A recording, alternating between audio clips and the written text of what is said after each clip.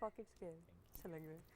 अस्सलाम वालेकुम and very good morning. सुबह पाकिस्तान के साथ मैं हूं आपकी मेजबान ज़रिया बारिफ और मेरे साथ हैं मोहम्मद शुएब। Good morning. आज सुबह बड़ी खूबसूरत बड़ी प्यारी है क्योंकि मौसम बड़ा प्यारा है। इस्लामाबाद शहर बेमिसाल, मौसम ज़रा सा सुहाना होता है, यकीन जाने दिल बड़ा दीवाना होता है। दिल करता है बाहर ही कहीं घूमते रहें या मागला रोड पर ही, या टहलते रहें या ड्राइव करते रहें। एनीवेज, जब बात खूबसूरत मौसम की होती है तो खूबसूरत मौसम क्यों लगता है इतना प्यारा?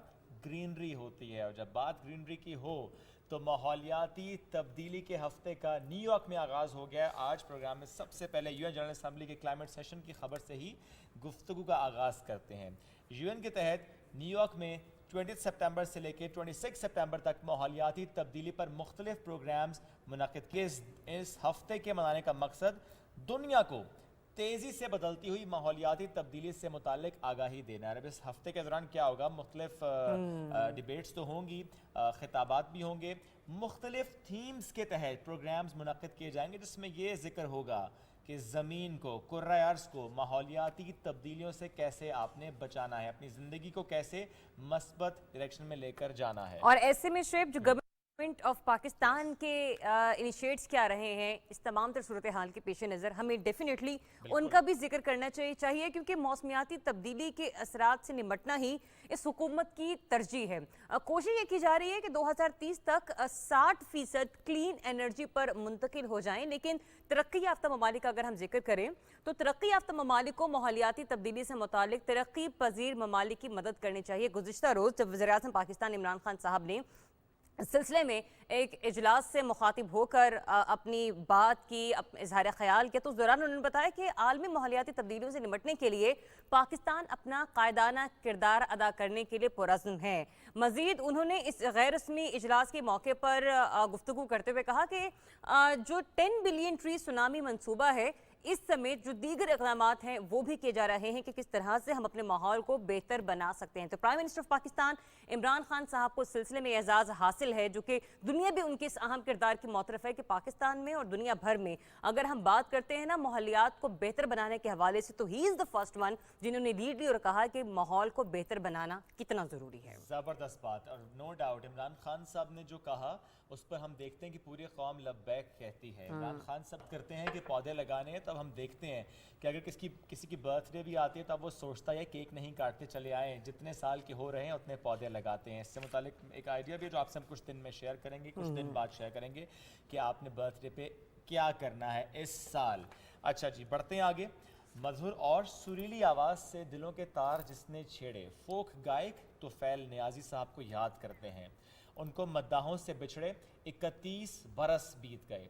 साडा चिड़ियां दा चंबा, मेरा सोना सजन कर आया, मैं नहीं जाना यस ऐसे बहुत से ज़बरदस्त गीत हैं उनके। तो फैल नियाज़ी आज भी मद्दाहों के दिलों में जिंदा है।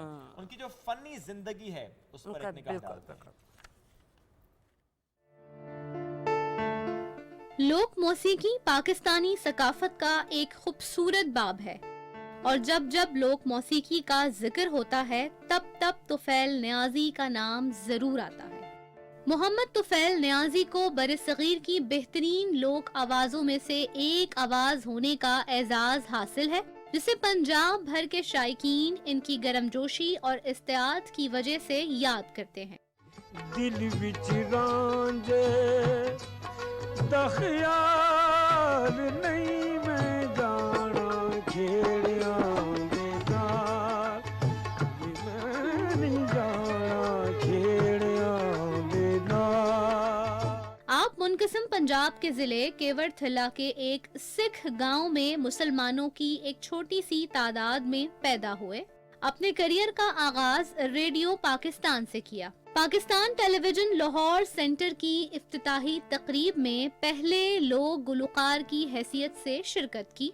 लोक म्यूजिक की पजीराई और इसकी बेहतरी के लिए national institute of folk and heritage में भी काफी अरसे तक काम किया। इनकी इन्हीं काविशों की वजह से इन्हें तमगाए हुस्ने कारकर्दगी से नवाजा गया। गई तड़क करके लाई बेकदरा नाल यारी, गई तड़क करके ओ बल्ले बल्ले, गई तड़क करके लाम नया मैं ताली निभागे लाम नया मैं निभागे लाम नया मैं ताली मैं तेरे हुस्न दे बाग दा बल्ले बई मैं तेरे हुस्न दे बाग दा माली जोड़ी मिल गई आ नारे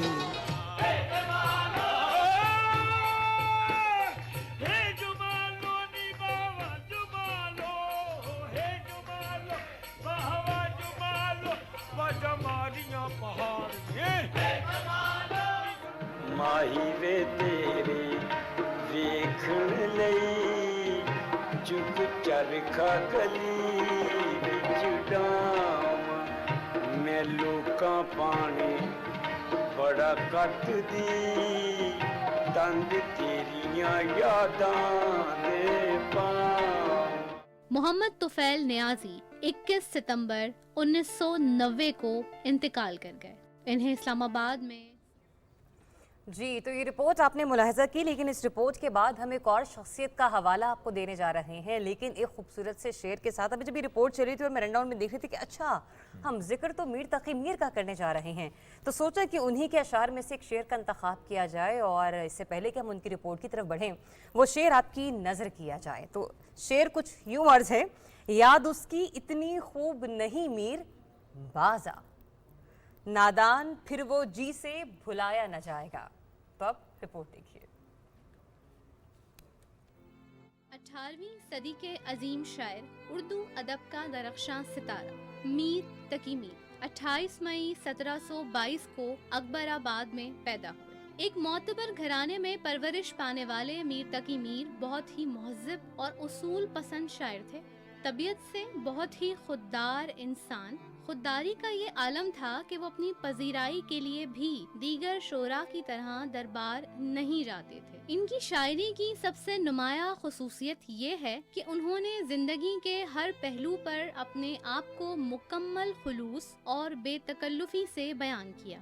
उर्दू के 6 दीवान और फारसी गज़लों में से हर एक ने इसकी अच्छी तरह तस्दीक की है, जिनमें मसनवी, मुसद्दिक, कसीदा, हजू और वसख़त के अलावा कई दीवान शामिल हैं। इसके अलावा उन्होंने नुकाते शोरा, ज़िक्र मीर और फैज़े मीर समेत कई किताबें लिखी। मीर की शायरी में मोहब्बत के बेशुमार रंग भी नज़र आते हैं। इनकी मसनूए मामलाते इश्क उर्दू अदब की मोहब्बत भरी गज़लों में सबसे अव्वल दर्जे पर मानी जाती है।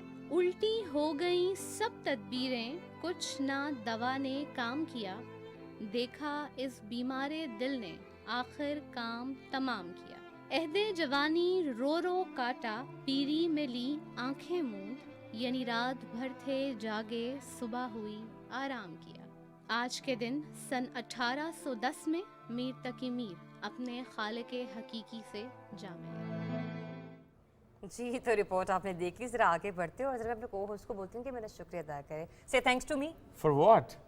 यार तुम्हें इतनी अच्छी को होस्ट मिली तो आपको छोटी छोटी नेकियों के लिए ना अल्लाह ताला को अच्छा, शुक्र अदा करना अपनी बात चाहिए। कर रही जी, थी। मैं आपकी को होस्ट की बात कर रही अच्छा, मैं इसमें आपने शायद नया फोन दिलाया मुझे, इसके लिए कह रही हूं शुक्रिया अदा नहीं कर नहीं दूं। नहीं, बस आपने ले लिया फोन और आपने मिठाई शिठाई खिलाई नहीं। जब आप मिठाई खिलाएंगे तो फिर मैं थैंक यू बोलूंगी। वैसे ये थैंक यू कहना बड़ा जरूरी है, शुक्रिया, थैंक यू बड़े छोटे से लफ्ज हैं लेकिन ये बहुत बड़े लफ्ज हैं। ये कितने बड़े लफ्ज हैं, इनकी कितनी अहमियत है, आज हम इसकी बात करते हैं क्योंकि आज आलमी यौम तशक्कुर है। जब हम बात शुक्रिया अदा करने की कर रहे हैं तो शुक्रिया कब और क्यों कहना चाहिए, बड़ा अहम सवाल है। कोई भी आपके साथ भलाई करे, नेकी करे, मदद करे, रहनुमाई करे, आपके सवाल का जवाब दे, आपके चेहरे पे मुस्कुराहट ले आए, भले वो आपका दोस्त हो, कोलीग हो, को होस्ट हो, बहन हो, भाई हो, हत्ता कि आपका प्रोड्यूसर हो, वालिदैन हो, क्योंकि वैसे मैं प्रोड्यूसर साहब को कहता हूँ प्रोड्यूसर शो का बाप होता है, वो अलग बात, आगे से जवाब मिलता सौतेला बाप है। होते हैं। तो शुक्रिया अदा करना चाहिए, सबका शुक्रिया अदा तो करना प्रोड्यूसर चाहिए। साहब आपका बहुत शुक्रिया, आपने हमें बहुत तंग किया लेकिन फिर भी हम आपका शुक्रिया अदा करते हैं। प्रोड्यूसर साहब वगैरह आपका बहुत शुक्रिया। एक दूसरे का शुक्रिया अदा करना चाहिए। जो रिश्तों की जो खूबसूरती, यस exactly. डोर है ना, इसको मजबूत करती है, ये बहुत पुख्ता करती है, ये दिलों में मोहब्बत पैदा करती है। ये दूसरों का शुक्रिया कहना ये हमें बताता है कि हम कितने वेल मैनर्ड हैं, कितने हमारी अखलाकी इक़दार मजबूत हैं। और ये शुएब, ये it's not about the courteous potential, ये मेरे ख्याल से कहते हैं कि बाज़ वक़्त कुछ चीज़ें आपकी तरबियत का हिस्सा होती हैं। मैं इसमें हरगिज़ अपने या आपके पेरेंट्स को पॉइंट आउट नहीं कर रही, कुछ तरबियत ऐसी होती है जो माशरे ने करनी होती है, जो सोसाइटी ने करनी होती है, जो आपके इर्द गिर्द के लोगों ने करनी होती है। तो जैसे कि शुभ ने पहले भी कहा कि इर्द गिर्द आपकी तरफ किसी ने भी नेकी का हाथ बढ़ाया है या किसी ने आपके लिए कुछ छोटा सा काम भी किया है ना, एक हल्की सी मुस्कुराहट और उसके साथ थैंक यू बोल देने से ना बहुत सारे जो बिगड़े काम है ना वो संवर जाते हैं। क्योंकि बाज़ वक़्त आप ये कह रहे होते कि यार मैंने इतना कुछ कर दिया, कम से कम थोड़ा सा ग्रेटिट्यूड ही शो कर देना चाहिए था, कुछ थोड़ी सी स्माइल का जेस्चर दे देना चाहिए। तो वैसे भी हमारे दीन में तो कहा गया है कि मुस्कुरा कर किसी को देखना ये भी एक नेकी है। तो कोशिश कीजिए कि मुस्कुराहटें बिखेरिए और मुस्कुराहट बिखेरने के साथ साथ एक वो जो छोटा सा थैंक यू का जेस्चर है ना, अगर वो आप बोल दें, कह दें या अपने इंटेंशन से, अपनी बॉडी लैंग्वेज से एक ऐसा एटीट्यूड किसी के ऊपर इम्पोज कर दें, छोड़ दें, तो मेरे ख्याल से वो एक बहुत ही खूबसूरत एलिमेंट हो जाता है। और जरा सोचिए, ये छोटी सी एक कोशिश है, थैंक यू कह देना या मुस्कुरा कर देख लेना। हज का सवाब भी मिलता है, अगर सुबह उठ के पहली निगाह जब माँ पर पड़े तो आप मुस्कुराएं। तो आज भी कोशिश करें, जब मुस्कुराएं माँ को देखकर, उनके सवाब इसका बहुत ज़्यादा है। शुक्रिया अदा करें वालिदैन का, शुक्रिया अदा करें अपने इर्द गिर्द सब का। और ये मत देखें अच्छा बॉस है तो शुक्रिया अदा करना है और जाते हुए अगर गार्ड ने आपको सपोर्ट किया, आप उधर आपके अच्छा, दरवाजा मुझे भी खोला, थैंक यू बोलना है। Thank you. नहीं, तुम्हें नहीं। अच्छा, वो जो कैमरे के उस पार पीछे हमारे कैमरामैन खड़े हुए हैं ना, अभी शायद व्यूअर्स ने देखा होगा कि मैं ऐसे ऐसे कर रही थी, तो वो मुझे मेरे कैमरामैन बता रहे थे कि जरा आपके बाल खराब हो रहे हैं। तो फिर मैंने सोचा कि जो कैमरे के उस पार क्या है बात। जरा उनका भी थैंक यू। क्योंकि उनकी वजह से ही तो इतना प्यारा फ्रेम आता है। तो जनाब का शुक्रिया अदा किया करें, बहुत ज़रूरी। तो आज कोशिश करें, अगर किसी ने आपके लिए बहुत अच्छा रोल प्ले किया है ज़िंदगी में और आपने मिस कर दिया शुक्रिया अदा करना, तो आज अहद कर लीजिए कि जो 2 साल पहले शुक्रिया अदा करना भूल गए थे, आज वो कर 2 साल देंगे। की बात कर दे। हाँ, लेकिन doesn't अब matter. प्लेंटी बन जाती है ना, आपको किसी ने किसी चॉकलेट के साथ, किसी ने किसी छोटे से गिफ्ट के साथ, छोटा मोटा गिफ्ट, ज्यादा बड़ा नहीं, Exactly. तो थैंक यू करते हैं। क्या बात है जी। तो सबका शुक्रिया। बिलखुसूस पाकिस्तान में जो सिक्योरिटी हालात मामूल पर आए हैं और उनमें जो हमारे अफवाज हैं, हमारी पुलिस है, उनका, हमारे सिपाहियों का शुक्रिया, क्योंकि उनकी वजह से आज हम इस माहौल में हैं। शुक्रिया हम उन असातिज़ा का भी जिनकी वजह से आज हम बेहतरीन जिम्मेदारियां अदा कर रहे हैं। तो सबसे गुजारिश क्या थी, यही कि जो आपके लिए बहुत बेहतर साबित हुए उसके लिए ज़रूर आपने आज कहना है थैंक यू, कहना है शुक्रिया। चलें जी, बढ़ते हैं आगे और अगले मौजू की जानिब बढ़ते हैं। आज पीस डे के Yes, हवाले से। World's तो हम Peace Day। आज आलमी यौम अमन के हवाले से बात कर रहे हैं।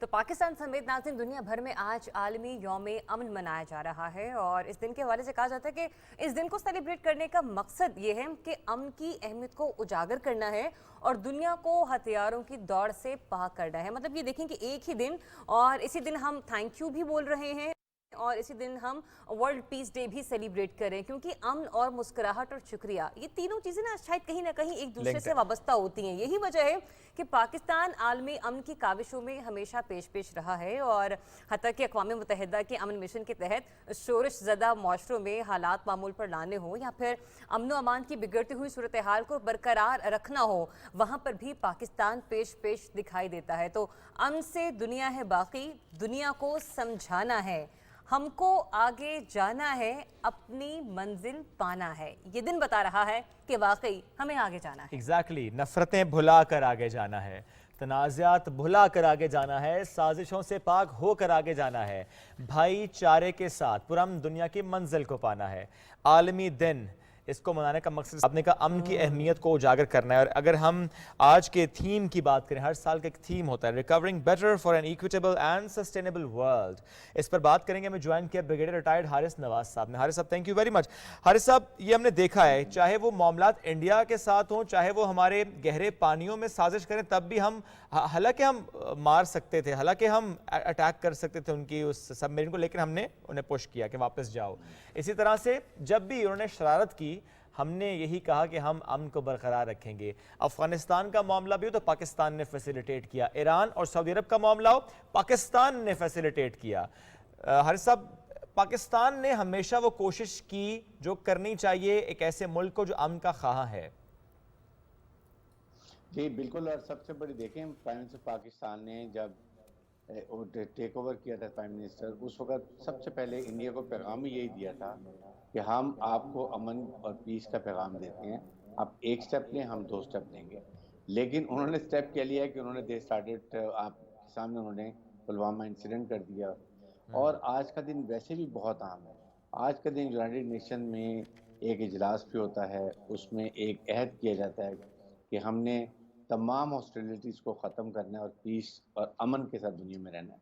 अगर आपको याद हो 1945 1918 में जब फर्स्ट जंग आज़ादी हुई थी, तो उसके बाद लीग ऑफ नेशन बनाई गई थी, इसीलिए कि तमाम नेशन बैठें और आइंदा से कोई कॉन्फ्लिक्ट ना हो, लड़ाई झगड़ा ना हो। लेकिन ये फेल हो गई और फिर 1945 में अगेन दोबारा यूनाइटेड नेशन को बनाया गया। अब यूनाइटेड नेशन का क्या अदारा है, कितना पीस कर रहे हैं, कैसे उसको इंश्योर करते हैं, आई थिंक हम सबको मालूम है। लेकिन आज के दिन हमें दोबारा एक अहद करना चाहिए कि तमाम दुनिया में अमन होगा, उसके लिए हम सब ने मिल के कोशिश करनी है। तमाम हॉस्टिलिटीज़ को सीज कर देना चाहिए और अमन का रास्ता इख्तियार करना चाहिए। लेकिन क्वेश्चन ये है कि ये क्या यूनाइटेड नेशंस इसमें कामयाब है? क्या आपके सामने मिसाल हमारे सामने है, इराक की लें, लिबिया की लें, सीरिया में देख लें क्या हो रहा है, यमन में देख लें, पैलेस्टाइन में देखें, अफगानिस्तान में देखें, कश्मीर में देखें, क्या यूनाइटेड नेशन इसमें कामयाब हुए अपने जो एक अहद किया था? It's a big question mark. यहाँ पर आई थिंक सबसे बड़ी रिस्पॉन्सिबिलिटी आज के दिन जो है वो ये है कि तमाम सुपर पावर जो बिग बिग पावर 5 ताकतें हैं, जिनके बाद वीटो की पावर भी है, उनको ये फैसला करना है कि क्या वो वाकई दुनिया में अमन चाहते हैं या अपनी अपनी वो एक अजारादारी चाहते हैं, अपनी मर्जी की दुनिया चाहते हैं, नए वर्ल्ड ऑर्डर चाहते हैं, नए ब्लॉक्स चाहते हैं, ताकि वो अपने ब्लॉक्स में रह के दुनिया को इन्फ्लुएंस कर सके। आई थिंक ये आज के दिन हमें इस चीज़ का अहद करना चाहिए। ब्रिगेडियर साहब, यहीं पर मैं एक और बात भी करना चाहूँगी। जब हम खेल की बात करते हैं, खिलाड़ी की बात करते हैं, तो कहते हैं कि खेल जो है वो अमन की सरगर्मियों को फ़रोग देते हैं और खिलाड़ियों को अमन का सफ़ीर जो है वो माना जाता है। हमने गुज़िश्ता 2 रोज़ पहले देखा कि किस तरह से न्यूजीलैंड की टीम पाकिस्तान में क्रिकेट मैच खेले बगैर चलेगी। उसके बाद पाकिस्तान के लिए एक और परेशानी का मकाम उस वक्त आया जब इंग्लैंड की टीम ने पाकिस्तान आकर खेलने से इनकार कर दिया, कहा कि न्यूट्रल वेन्यू पर इस खेल को खेला जा सकता है। ऐसे में जब आपने कहा ना कि पूरी दुनिया को अपना किरदार अदा करना है, तो यहाँ पर आप पाकिस्तान में पीस की सिचुएशन किस तरह से देख रहे हैं और इसको किस तरह से बेहतर बनाया जा सकता है? देखें, पाकिस्तान के सामने ये मिसाल आपने बिल्कुल न्यूजीलैंड की दी, इंग्लैंड की दी, किस तरह कॉन्स्पिरेसी की गई, किस तरह पाकिस्तान की क्रिकेट को नुकसान पहुंचाया गया, कैसे पाकिस्तान को दोबारा शो किया गया कि Pakistan is not safe for foreigners, जो आते हैं उनके लिए सेफ नहीं है। फिर से आपको ज़ाहिर है कि आपको नुकसान होता है, आपकी फॉरेन इन्वेस्टमेंट नहीं आती है, भारतीय डेलीगेशन नहीं आते हैं, सारे दुबई में मीटिंग करते हैं। और पाकिस्तान ने पीस के लिए अफगानिस्तान में कितना अहम किरदार अदा किया। जी बिल्कुल अफगान बिल्कुल। तालिबान को अमेरिकन एडमिनिस्ट्रेशन के साथ दोहा में बिठा दिया, फिर इनका पीस माहिदा कराया, फिर अफगान तालिबान का इंटर अफगान डायलॉग उनकी अफगान गवर्नमेंट से कराए। इवन अभी आप देखेंगे इस वक्त भी पाकिस्तान सबसे अहम किरदार अदा कर रहा है अफगानिस्तान में अमन करने का। ये एक्चुअल फिजिकल मैनिफेस्टेशन है जो पाकिस्तान अमन के लिए करता है, और उसके लिए दुनिया को हम रिक्वेस्ट कर रहे हैं कि यहाँ इसको अफगानिस्तान को अकेला मत छोड़ें, उसको इकोनॉमिक सपोर्ट दें, स्टेबल गवर्नमेंट बनने दें, ताकि जब वहाँ स्टेबल गवर्नमेंट होगी, वहाँ के हालात बेहतर होंगे, तो फिर वहाँ पर वो अपनी सरजमीन किसी को भी अपने दूसरों के खिलाफ इस्तेमाल नहीं करने देंगे। मीन्स कि वहाँ पर अमन हो जाएगा। ये चीज़ें जो पाकिस्तान की कोशिश है। फिर आपने जैसे दरियाब बात की कि यूनाइटेड नेशंस में पाकिस्तान का सबसे अहम रोल है पीस मिशन के लिए।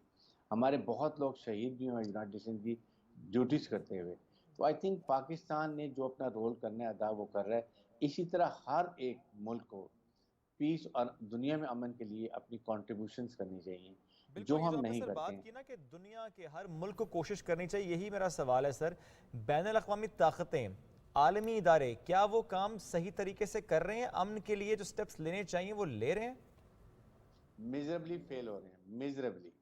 आपके सामने देख लें जो कश्मीर में जुल्म और बर्बरियत हो रहा है, जैसे औरतों, बच्चों, बूढ़ों को ब्लाइंड किया जाता है पैलेट गन से। Where are the human rights organisation? इसीलिए बनाई गई थी कि इंसानी हकूक की जहाँ भी देखें जुल्म और बर्बरीत होता है वहाँ ठीक किया जाए, वो भी नहीं हो रहा। ह्यूमन राइट्स वॉच डॉग को देख लें, यूनाइटेड नेशन के पीस मिशन को देख लें, everybody have their own interest. ये ज़्यादा जो 5-6 आपकी सुपर पावर्स हैं उन्होंने इसको अपना कंट्रोल कर लिया है। वो फंड भी इसको देते हैं और अपनी मर्जी के फैसले भी कराते हैं।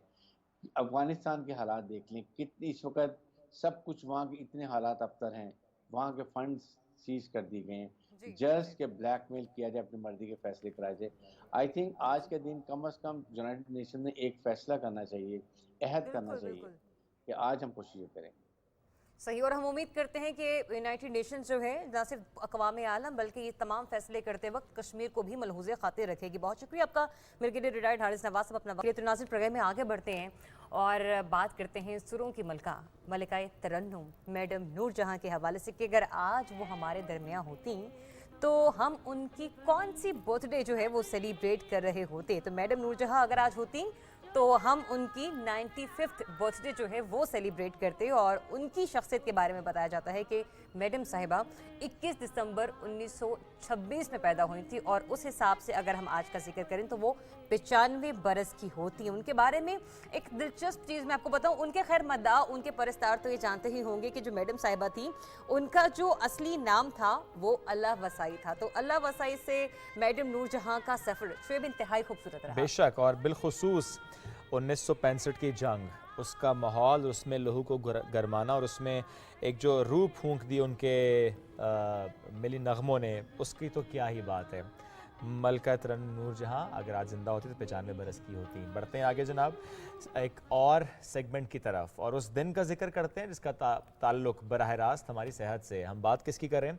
अल्जाइमर से बचाव के आलमी दिन की। इस दिन के मनाने का मकसद बीमारी की वजूहात, अलामात और संजीदगी से मुतालिक आगाही देना है। जर्मन माहिर नफ्सियात और न्यूरोपैथोलॉजिस्ट डॉक्टर अल्जाइमर ने 1906 में ये बीमारी दरियाफ्त की थी। एक दिमागी मरज़ है। आम तौर पर बूढ़े अफराद इस बीमारी से मुतासर होते हैं। ताहम WHO के मुताबिक जो उनकी तहकीक है वो ये कहती है कि 30 to 40 जो ईयर्स ओल्ड लोग हैं वो इस बीमारी से ज़्यादा मुतासर हो सकते हैं, शिकार हो सकते हैं। माहिरीन के मुताबिक जिस्मानी तौर पर गैर फ़ाल सुस्त ज़िंदगी गुजारना यानी सीडेंटरी लाइफस्टाइल भी इसमें अहम रोल प्ले करता है। ये बुढ़ापे में याददाश्त की ख़राबी का सबब बन सकता है। दिमागी मरज़ जो अमूमन देखते हैं कि 65 प्लस लोगों में आम है, लेकिन इंसान अपने आप से मुतालिक तमाम चीज़ों और रिश्तों को भूल जाता है, चीज़ें भूल जाता है। और मोहतात अंदाजे के मुताबिक इस वक्त दुनिया भर में 4 करोड़ 60 लाख अफराद इस बीमारी से ये काफी एक बड़ा फिगर है अगर हम नफ्सियाती बीमारी के हवाले से बात करते हैं तो। इस पर बात करने के लिए प्रोग्राम में हमें ज्वाइन किया है डॉक्टर आयशा मिन्हा साहिबा ने। अस्सलाम वालेकुम एंड वेरी गुड मॉर्निंग। कैसी? अस्सलाम वालेकुम जी। अच्छा डॉक्टर साहिबा, सबसे पहले तो ये बताइएगा कि जो अल्जाइमर का मर्ज है इसकी अलामात क्या है और अगर हमें ज़रा इनिशियल लेवल पर ही पता चल जाए कि अच्छा ये मर्ज हमें लाहक हो गया है तो उससे बचाव के तरीके क्या है? मतलब इनके अगर हम घरेलू सतह पर बात करें उसके बाद हम लोग ज़रा फिर उसके बाद इंसान, क्योंकि नफ्सियाती इशूज़ में आप डॉक्टर से ज़रा थोड़ा देर में जाकर रुजू करते हैं। जी इसकी इब्तदाई अलामात ये हैं कि याददाश्त में कमी होनी शुरू हो जाती है और छोटी छोटी चीज़ें स्पेशली शॉर्ट टर्म मेमोरी कि सुबह मैंने क्या खाया, मैंने अपनी ऐनक कहाँ रखी वगैरह वगैरह से शुरू होती है। और ये बिल्कुल जब इब्तदा में पकड़ लें तो वो बहुत बेहतर है क्योंकि फिर इसको थोड़ा सा रोका जा सकता है। लेकिन अमूमन ख़ास तौर पे हमारे यहाँ ये चीज़ें इग्नोर हो जाती हैं। बात दफ़ा हम समझते हैं कि शायद ये एज रिलेटेड है और उम्र के साथ साथ ये चीज़ें नॉर्मल हैं कि हम भूलना शुरू हो जाएंगे और फिर जब ये तेज़ी पकड़ लेता है तो खुद इंसान को पता नहीं चलता कि मैं इतना ज़्यादा भूल रहा हूँ। फिर दूसरे आपको बताते हैं कि अम्मा जी आपने तो खाना खा लिया हुआ, आपने तो नमाज पढ़ ली हुई है। तो फिर जब मेमोरी बहुत ज़्यादा ख़राब होने लगे तो the patient himself is not aware और काफ़ी मसाइल और चीज़ें भूलना शुरू हो जाता है और मसले बढ़ जाते हैं। तो फिर दूसरे नोट करके डॉक्टर के पास या हमारे पास लेके आते हैं और उस वक्त तक इलाज बहुत पुरअसर नहीं होता क्योंकि ऐसी दवाएं नहीं निकली जो इस दवाई को इसको क्योर कर दें या बिल्कुल थाम दें। तो शुरू में इसको आइडेंटिफाई करना और शुरू में ही साइकियाट्रिस्ट के पास लेके जाना और दवाइयाँ शुरू करना जो है वो बहुत मुफीद होता है। अच्छा डॉक्टर साहब, आप जब आपने जिस तरह कहा कि शुरू में ही अगर मालूम हो जाए तो फिर ज़रा ट्रीटमेंट थोड़ा आसान हो जाता है, घर वालों का जो आसपास लोग हैं उनका रवैया क्या होना चाहिए जब मालूम हो जाए अच्छा ये शख्स शायद इसको अल्जाइमर है, शायद ये इससे लड़ रहा है इस बीमारी से? जी घर वालों पे काफ़ी जिम्मेदारी आ जाती है और बर्डन भी जो केयरर बर्डन कहलाता है वो काफ़ी ज़्यादा होता है। आई थिंक पहला अमल तो ये होगा कि उनको फौरन जाके चेक कराना चाहिए। डिमेंशिया के डिफरेंट कॉजेज होते हैं, जिस तरह अगर ब्लड प्रेशर ज़्यादा हो तो वैस्कुलर डिमेंशिया भी हो जाता है, और अल्जाइमर सबसे कॉमन है जिसकी हम आज बात कर रहे हैं। तो डॉक्टर के पास ले जाना, कुछ हमारे पास ऐसे टेस्ट होते हैं मेंटल स्टेट एग्जामिनेशन से, जिससे हम कंफर्म करते हैं कि हाँ ये अल्जाइमर है और अब इसका इलाज। I am sorry to interrupt, लेकिन आपने ब्लड प्रेशर की बात की, ये ब्लड प्रेशर ट्रिगर फैक्टर होता है?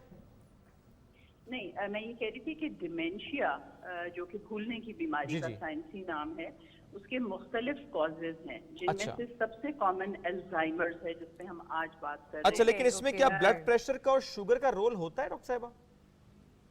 हाँ जी, एक्चुअली अल्जाइमर्स का एग्जैक्ट कॉज अभी दरियाफ्त नहीं हुआ, लेकिन हेल्दी लाइफस्टाइल ना रखने से अल्जाइमर्स का आ जाना काफ़ी मुमकिन है। इसलिए ब्लड प्रेशर और अपना डायबिटीज़ ना होने देना, वॉक करना, दिमाग को एक्टिव रखना, जैसे कहते हैं ना यूज इट और लूज इट, दिमाग को यूज करें वरना लूज कर देंगे। तो डॉक्टर साहब ये जब आपने कहा कि दिमाग को यूज करें वरना आप उस चीज को लूज कर देंगे, जी डॉक्टर साहब अगर आपको मेरी आवाज़ आ रही हो तो जानना आपसे ये भी चाहेंगे कि ये बताइएगा कि ये मर्ज अमूमन किस एज ग्रुप के लोगों में हम देखते हैं? क्या जो हमारी यंग जनरेशन है अब मौजूदा सूरत हाल के पेश नज़र या जो हालात गुजर रहे हैं, क्या हमारी जो यंग जनरेशन है वहाँ उसमें भी ये मर्ज पाया जाता है?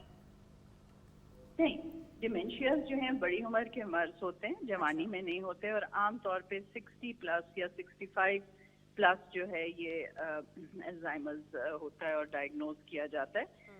बाज लोगों में जिनमें मौरूसी, क्योंकि इसमें बहुत जेनेटिक एलिमेंट भी है, उसमें अर्ली ऑनसेट डिमेंशिया भी हो सकता है, यानी बिफोर 60, वरना आमतौर पे आफ्टर 60।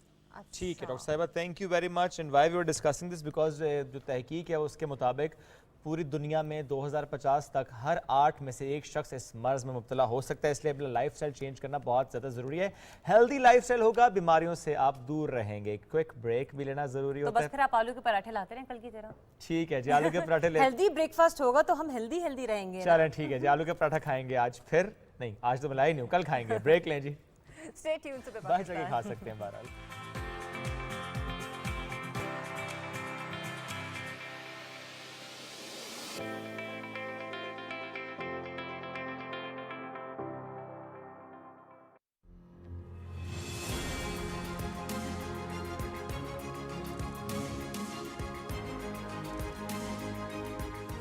पाकिस्तान के नौजवानों, ये कभी ये ना समझना कि जिंदगी आसानी से हो जाएगी। अगर आसान जिंदगी है तो इसका मतलब कि आप जिंदगी में आपकी कोई हैसियत नहीं है। कोई मुल्क तरक्की नहीं कर सकता जब रूल ऑफ लॉ नहीं होता। इंसान एक कौम खड़ी तब होती है, रिस्पेक्ट ही दुनिया में तब होती है जब वो खुददार है।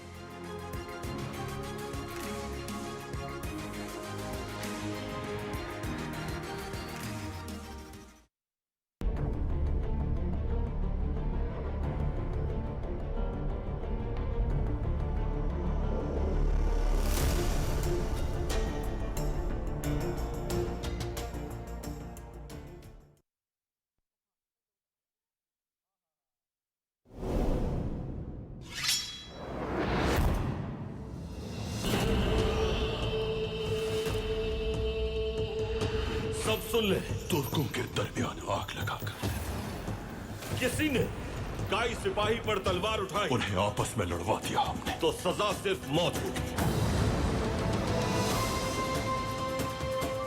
हमें सिर्फ कुंदूस की जिंदगी चाहिए थी, मगर अब उस्मान भी सद में आ चुका है। ये हमारे खिलाफ एक और साजिश है। मकड़ियों की तरह जासूस जाल फैला रखा है उन्होंने। जो मैं चाहती हूँ वो अगर बता दो तुम, कोई उनका सुराग नहीं लगा सकता। ड्रैगोस नामी बला के मालूम होने तक पल भर के लिए भी आंख नहीं झपकाएंगे हम लोग। अगर कातिल कुंदूस हुआ तो उसके साथ मैं अपना सर भी कटवा दूंगा खातून।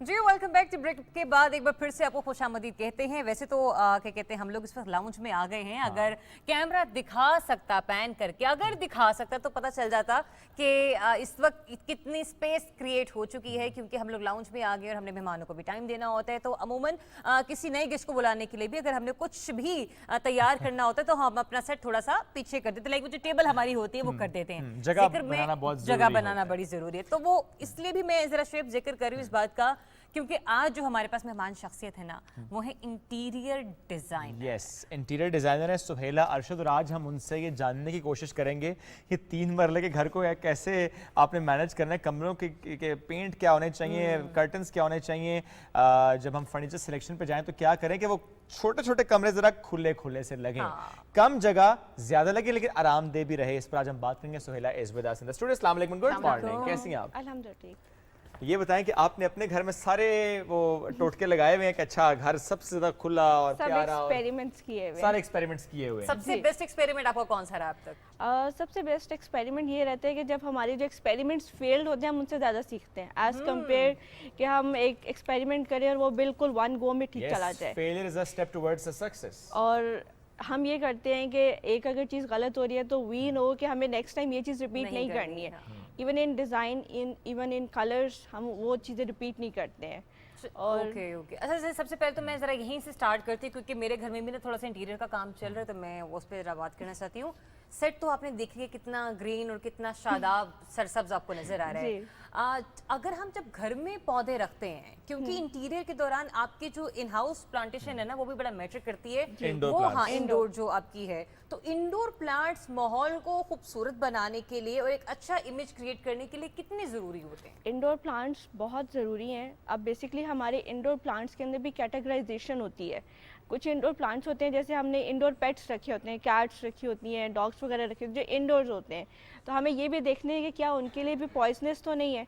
अगर हम सिर्फ एक ह्यूमन फैक्टर को काउंट करें तो हमें एक ये फैक्टर भी देखना होता है। दूसरा, कुछ इंडोर प्लांट्स होते हैं उन्हें शेडी एरियाज़ में रखा जाता है, कुछ इंडोर प्लांट्स होते हैं उन्हें हम विंडो के सामने रखते हैं। डिपेंड करता है कि हम प्लांट कौन सा चूज़ कर रहे हैं। और उस पर इंडोर प्लांट्स का जो सबसे बेस्ट पार्ट है वो ये होता है कि हमारी जो इंडोर एयर क्वालिटी होती है वो कंट्रोल्ड रहती है। एंड सेकंड फैक्टर ये होता है कि उससे हमारी जो स्लीपिंग ऑर्डर होता है वो भी इफेक्ट करता है। अच्छा, यानी अच्छा पैटर्न रहता है। अच्छा पैटर्न रहता है। इवन दो अगर हम वैसे पैटर्न मैं यही कहने लगी थी कि तुम्हें जरूरत नहीं, तुम्हारे घर में जो है ना वो भी निकाल दो। नहीं, मैंने रखे हुए हैं, कोई एग्जिस्टेंस का बड़ा अच्छा सा एहसास पैदा करते हैं ये प्लांट्स। अगर हम जितने भी नेचुरल एलिमेंट्स यूज़ करते हैं उतना ही ज़्यादा हमारी हेल्थ के ऊपर भी वो एक फैक्टर काउंट होता है। अगर हम ये देखें, सॉल्ट लैम्प्स होते हैं, एक नेचुरल एलिमेंट है, उससे हमारा अस्थमा कंट्रोल होता है। और उसके बारे में तो ये भी कहते हैं ना कि स्लीपिंग ऑर्डर भी कंट्रोल होता है। लैम्प्स हो तो वो नेगेटिव एनर्जी को एब्जॉर्ब करते हैं, नेगेटिव एनर्जी को एब्जॉर्ब करते हैं। एंड सेकेंड फैक्टर ये होता है कि हमारे जो स्लीपिंग डिसऑर्डर होते हैं ये भी चीज़ें कंट्रोल होती हैं हमारे इंडोर प्लांट से। आइटम्स अक्सर ये होता है कि जब हम नया घर बनाते हैं, ऑफिस बनाते हैं, कोई भी आउटलेट बनाते हैं, तो एक अजीब सी स्मेल होती है और एक अजीब सी इचनेस होती है, वो इंडोर प्लांट से कंट्रोल होती है। ओके, यानी इंडोर प्लांट्स का यस बहुत ज्यादा फायदा है। ये स्लीप के साथ साथ वैसे ही बड़ा माहौल अच्छा हो जाता है। आपके लिए स्लीप का फायदा बहुत ज्यादा बेहतर है, बिल्कुल होना भी चाहिए। अब मुझे जरा ये बताएं कि सिलेक्शन ऑफ पेंट, कलर कौन सा होना चाहिए, वॉल्स किस तरह की होनी चाहिए, पेंट पर ही जाएं कि वॉलपेपर्स और वॉलपेपर में कुछ तो ऐसे होते हैं बड़े डिस्ट्रैक्ट करते हैं। सॉरी, ये चीजें बताएं 3 मरले के हवाले से, क्योंकि हमारी जितनी भी आबादी है पाकिस्तान की, बहुत कम लोग हैं कि जिनके पास बड़े घर हैं। मैक्सिमम लोगों के पास 3 मरला होता है या फिर लोग फ्लैट लाइफ गुजार रहे होते हैं। अब उसमें ये होता है कि हम कलर सिलेक्शंस क्या यूज़ करते हैं। आइटम्स ये होता है कि हम वॉलपेपर्स को एज अ फिलर यूज़ करते हैं। ओके, वॉलपेपर्स के अंदर सबसे ज़्यादा हमारे पास एज ये होता है कि लो मेंटेनेंस है। राइट। और दूसरा ये कि वॉलपेपर्स हमारे उन वॉल्स के ऊपर स्टिक करते हैं जहाँ के ऊपर सिपेज नहीं होती है या कोई ह्यूमिडिटी नहीं होती, क्योंकि जब वॉलपेपर एक ऐसी हम वॉल के ऊपर यूज़ करते हैं जिसके ऊपर सिपेज है या वो वॉल डिसऑर्डर है, तो उसके अंदर वो वॉलपेपर स्टिक नहीं करेगा। तो हमारा फर्स्ट स्टेप ये है कि हमें ट्रीटमेंट्स कराने चाहिए वाटर प्रूफिंग के। एक हमारा एज अ नेशन हमारे ये होते हैं कि हम कहते हैं कि हम शुरू में पैसे बचा लें। ऐसा ही है।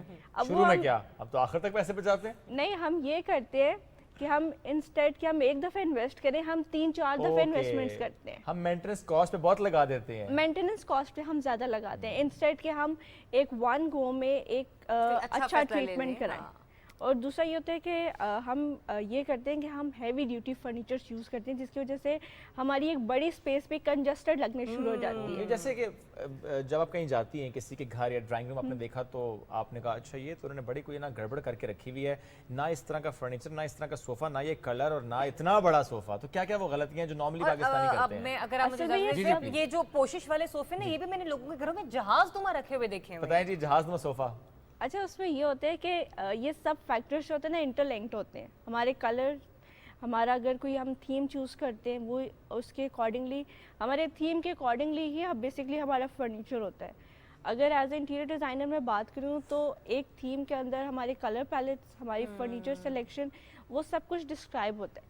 लेकिन हम क्या करते हैं, हम कहते हैं हमें इस थीम में से हम ये चूज़ करते हैं, इसमें से ये चूज़ करते हैं, तो वो एक अजीब चूचू का मुरब्बा बना खिचड़ी देते नहीं हैं। बनती, फिर वो चूचू ज़र्दा का बन मुरब्बा। जाता है। वो हाँ। खिचड़ी, लिटरली वो खिचड़ी ही बनती है, जिसकी वजह से वो अपील नहीं करता हमें। और अगर हम थोड़ा स्पेस के अकॉर्डिंगली चले तो वो हमारे लिए ज़्यादा बेहतर है। और सेकेंडली हम मल्टी फंक्शनल फर्नीचर के अंदर नहीं जाते। अच्छा, हम ये करते हैं कि अगर जिस तरीके से हम सोफ़े को सिर्फ सोफ़े की तरह यूज़ करते हैं, हम ये नहीं सोचते कि हम इसको किस तरीके से कस्टमाइज़ करें कि वो सोफ़ा फोल्ड भी हो जाए, वो उसकी स्पेस भी हमारी कंट्रोल हो जाए। हम उस सब में नहीं जाते। मल्टी फंक्शनल अगर हम नहीं जाएंगे तो वो चीज़ें हमारी स्पेस ज़्यादा ऑक्यूपाइड अच्छा, एक ये भी बताइए कि लाइटिंग इफेक्ट कितना मैटर करता है घरों में? लाइट इफ़ेक्ट बहुत मैटर करता है। मैक्सिमम हमें ये चाहिए कि हम नेचुरल लाइट को मतलब हमारे मैक्सिमम नेचुरल लाइट हम आए। यूटिलाइज करें। ओके। उससे फिर अगेन वही बात हो जाती है कि हमारा हेल्थ के ऊपर भी नेचुरल जो सनलाइट है वो बहुत काउंट करती है। उससे Right. हमारी इलेक्ट्रिसिटी कंजम्पशन भी कंट्रोल होती है अगर हम मैक्सिमम नेचुरल लाइट को यूटिलाइज करते हैं। ठीक है। उसके अलावा जो हम लाइट्स की सिलेक्शन करते हैं वो बहुत काउंट करती है कि हम सीलिंग लाइट्स कितनी यूज़ कर रहे हैं, down lights, hanging lights, pendant.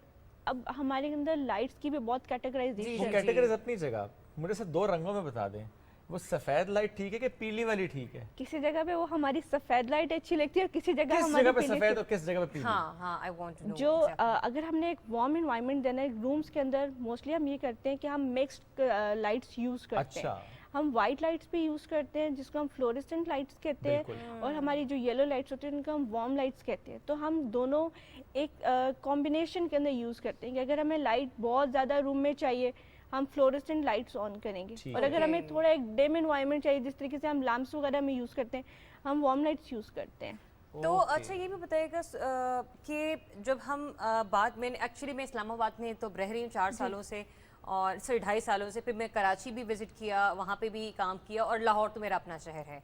Islamabad का मिजाज मुख्तलिफ है, कराची और लाहौर के लोगों का मिजाज बहुत मुख्तलिफ है। यहाँ पे ऐसे थोड़ा है। कोजी इन्वायरमेंट चाहिए होता है, और वहाँ पर लोग ना थोड़ा सा स्पेशियस चीज़ें और थोड़ा सा तो हम किस तरह से, क्या ऐसा पॉसिबल है कि कुछ लोग इस्लामाबाद का इंटीरियर और इन्वायरमेंट बहुत पसंद करते हैं, लेकिन ना चाहते हुए भी शुएब वो लाहौर में हम इम्प्लीमेंट नहीं कर पाते? उसके अंदर डिफरेंट फैक्टर्स इन्वॉल्व होते हैं। हमारी जो सीलिंग हाइट है, हमारी सीलिंग हाइट बहुत काउंट करती है। अगर हमारी सीलिंग हाइट थोड़ी बड़ी है नॉर्मल सीलिंग हाइट से, तो हमारा रूम और इन्हांस्ड लगता है कि हमारा Okay. रूम बहुत, आप कह लेंगे बड़ा लगेगा, बहुत खुला लगेगा। सेकेंडली अगर हम उसके अंदर लाइट कलर्स यूज़ करते हैं, वार्म कलर्स यूज़ करें या लाइट पैलेट्स यूज़ करें, जो न्यूट्रल पैलेट बेसिकली हमारी होती है, उससे भी हमारे जो रूम है वो इन्हांस लगता है। और इस्लामाबाद का फैक्टर ये है कि वो लिमिटेड चीज़ें रखते हैं।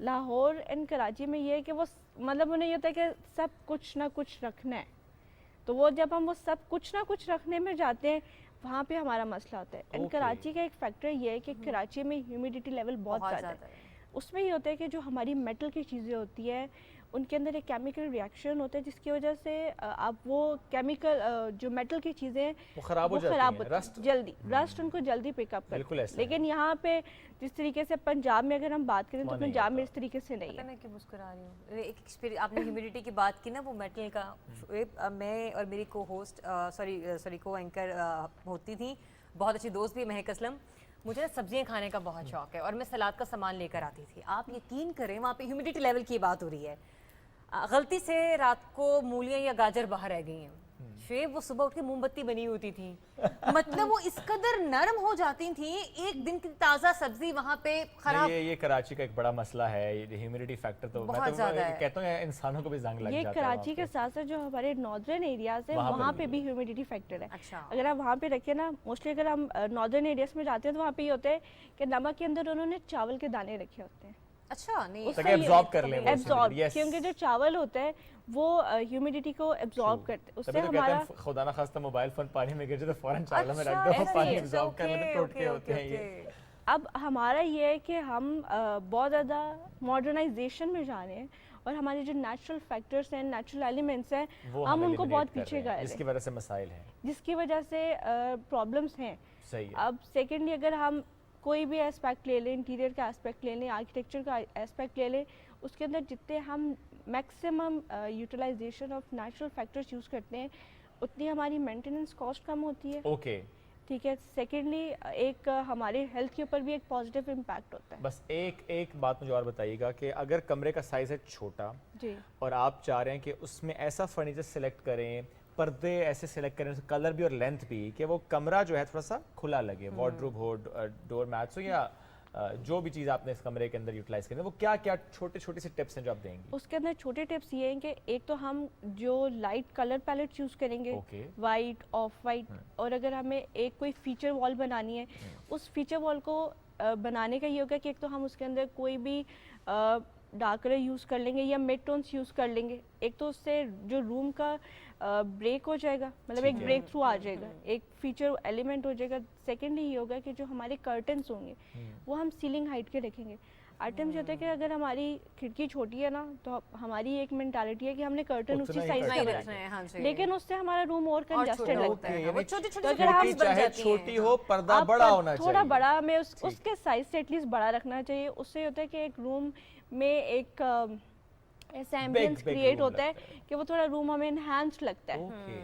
और हमें जो पैलमेट्स या कर्टन्स जो अगर हम सीलिंग हाइट के रखेंगे, कर्टन्स को हमें सिंपल रखना चाहिए, क्योंकि कर्टन्स अगर हम इतना इनहैंस कर देंगे तो हमारा फर्नीचर और डेकोर जो हम चाहते हैं कि इनहैंस हो, वो इनहैंस नहीं होता। वो बिल्कुल फ्लैट इमेज हो जाती है हमारे। कर्टन सिंपल, तीन रूम्स, तीन जो वॉल्स हैं उस पे जरा लाइटर टोन और एक थोड़ी सी मिड टोन या डार्क टोन। अब बताएं फर्नीचर में क्या रखें? डार्क ब्राउन हो कलर, वो डिपेंड करता है, वो आपके थीम पे डिपेंड करता है, जो है ना वो अपील कर लेता है, आपके थीम पे डिपेंड करता है। अच्छा, अगर आपका रूम छोटा है ना, तो आपको कभी ये नहीं करना चाहिए कि आप बहुत बड़ा हेडबोर्ड यूज करें। ठीक है। सिंपल हेडबोर्ड रखें, उससे ये होता है कि आपका जो रूम है वो थोड़ा बड़ा लगेगा। जो at the end of the day हमारा थीम ये है कि हमारा रूम थोड़ा बड़ा लगना चाहिए। तो इसके चीजें छोटी होनी चाहिए, पर्दे बड़े होने चाहिए।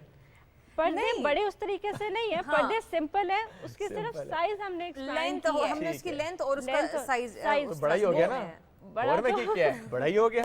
ठीक है, जैसे हमारे लंबे लंबे से खूबसूरत पर्दे हैं, वैसे हमारा सेट बड़ा है, लेकिन हमें फिर भी बड़े पर्दे लगे, सेट और बड़ा लगे ताकि खिड़की खोल के हम उस पार देख सकें नदियाँ, पानी किस तरह से क्या बात है। नहीं, ये तो अपर कचूरा लेक हम दिखा रहे थे यहाँ से।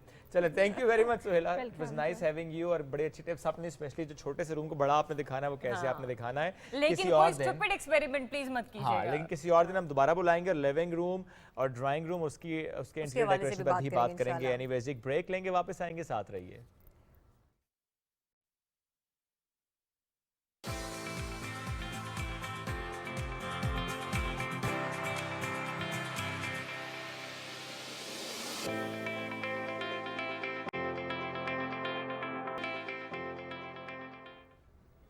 Welcome back and good morning. सुबह पाकिस्तान के प्लेटफॉर्म से एक बार फिर से हम हाजिर हैं, और डेफिनेटली मौसम तो इंतहाई खूबसूरत है इस्लामाबाद का। और हाँ, अम्मी से बात हुई थी, बता रहे थे कि लाहौर का मौसम भी अच्छा है, लेकिन कराची वाले बेचारे, गर्मी वहाँ पर ज़्यादा है, लेकिन क्या करना है, आपने अपना ख्याल रखना है और कुछ ठंडा मीठा हल्का फुल्का खाते रहें ताकि आपके मिजाज जो हैं वो ज़रा बेहतर रहें। क्या बात है, मिजाज बेहतर तब भी रहते हैं जब सुबह उठ के आप खाने के एहतमाम के साथ एक्सरसाइज का एहतमाम करते हैं। लेकिन आज जिनसे हम आपकी मुलाकात कराएंगे वो ऐसे हैं जनाब कि वो चाहे कहीं ट्रैवल कर रहे हो, एयरपोर्ट पे उन्हें वक्त मिल जाए वहीं पर स्किपिंग स्टार्ट कर देते हैं, जो खूबसूरत लोकेशन मिलती है वहाँ पहुँच जाते हैं, स्किपिंग करते हैं। शायान मुर्तज़ा आज हमारे साथ स्टूडियो में मौजूद हैं। अस्सलाम वालेकुम, गुड मॉर्निंग शायान। वालेकुम अस्सलाम। कैसे हैं आप? अल्हम्दुलिल्लाह ठीक। शायान बड़ी यंग एज में हैं, लेकिन फिर भी मैं देख रहा हूँ कि बहुत पहले से आप स्किपिंग कर रहे हैं। हाँ। यानी अभी से आपने फिटनेस का बड़ा ध्यान रखा हुआ है। बिल्कुल ऐसे ही है। कितना टाइम हो गया है ये फिटनेस करते हुए आपको? आई मीन सॉरी, स्किपिंग करते हुए। स्किपिंग करते हुए तकरीबन 1 साल होने वाला है। तकरीबन 1 साल। तकरीबन और ये एक क्या शौक, क्या कैसे जुनून चढ़ा ये अचानक से? ये जुनून चढ़ा जी क्योंकि जब कोविड आया एकदम से, तो कोई ऑप्शन नहीं था आपके पास, आप लोग घर से बाहर नहीं जा सकते थे, हर चीज़ पे पाबंदी थी आपको पता है, ठीक है। तो मुश्किलात थी, तो फिर इंसान को था कि यार बंदा अपने आप को फिट रखे, घर से बाहर भी नहीं जा सकते, तो आपको ऑल्टरनेट वे चाहिए, ठीक है, मेंटेन रखने के लिए अपने। जबरदस्त। फिर हमने इस तरह स्किपिंग की चले, तो इससे पहले कि और गुफ्तगू करें, ज़रा स्किपिंग स्टार्ट करते हैं। और अगर आप लोगों के पास रोप है तो आप भी हमारे इस शो में ज्वाइन कीजिए, अपने अपने लाउंज में बैठ के टीवी के सामने स्किपिंग कीजिए। लेकिन क्या आप इस तरह कर सकेंगे? और खबरदार आपने इधर उधर की चीजें तोड़ी, क्योंकि अम्मी से ऐसी पिटाई और ठुकाई होगी ना कि समझ लग जाएगी। चले शायान प्लीज। वाओ, ये मतलब वार्म अप किया है इन्होंने। हाँ, मुझे भी ये लग रहा है। ओह,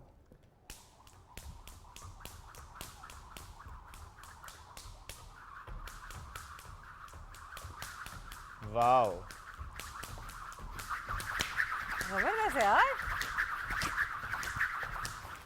अमेजिंग। अच्छा, वो इतनी कमाल है। तेज। हाँ, और डिफरेंट मूव्स के साथ moves वो के साथ। कर रहे हैं और मुसलसल करते चले जा रहे हैं एंड आई माशाल्लाह थिंक माशाल्लाह। बॉडी के सारे मसल्स इन्वॉल्व हो रहे हैं। और शुएब, अगर आप ये करना शुरू कर दें तो फिर मेरे ख्याल से अगले दिन सुबह पाकिस्तान में मुझे नजर नहीं अगले आएंगे। दिन उसी वक्त मैंने बैठ जाना है। ओके, तो साइड रोप्स भी यूज कर रहे हैं शायान, और इन्हें फ्रंटल अपवर्ड्स डाउनवर्ड्स जबरदस्त। अच्छा, जबरदस्त जस्ट 1-2 मिनट का, लेकिन बड़ा वो जबरदस्त वार्म अप था। गुफ्तगू इनसे और भी करेंगे। ये रोप भी बड़ी, हाँ, रोप भी बड़ी खास है। तो ये रोप कहाँ से आई है? और इस रोप की मदद से, नहीं, you don't need to go to a gym, घर में कोई आपको रखने की जरूरत नहीं है और ज़्यादा जिम इक्विपमेंट, सिर्फ इस रोप की मदद से कैसे आप फिट रख सकते हैं अपने आप को। आज इस पर हम डिस्कशन करेंगे शायान से, लेकिन जरा उनका सांस हो जाए बहाल, जब तक हम आपको लेकर चलते हैं रिपोर्ट की जाने। सैदपुर लेके चलते हैं हम इन्हें, जहां पर सिर्फ खाने पीने के लिए नहीं आप लोगों को जाना पड़ता है, बल्कि सैदपुर विलेज जब आप जाते हैं तो वहां पर आपको एक थोड़ा सा नीचे और आगे जाकर, ये भी बात मैं खैर शेब को बताई थी, लेकिन व्यूअर्स के लिए हमारे एक रिपोर्टर हैं शाहीन, उन्होंने एक रिपोर्ट तैयार की है कि वहां पर नीचे जाकर एक ऐसी दुकान है जो कि इंतहाई पुरानी है, और वहां पर मिट्टी के बर्तन जो हैं वो काफी सालों से बनाए जा रहे हैं। और वहां पे मैंने ये भी देखा था कि एक ट्रेन भी बनाई गई, एक जहाज भी बनाया गया। तो बहुत सारी ऐसी चीजें हैं जो कि वहां पर बनाई गई हैं, जिसको हम कहते थे ना बढ़ाई, और पढ़ा भी करते थे। तो जरा देखिए कि ये रिपोर्ट कितनी खूबसूरत है। क्योंकि ज़रियात जिससे उनकी मुलाकात हुई, नियाज साहब, उन्होंने इन कुम्हार जो है नियाज अहमद साहब, इन्होंने इस फन को जिंदा रखा गया है। तो शाहीन की रिपोर्ट दिखाते हैं।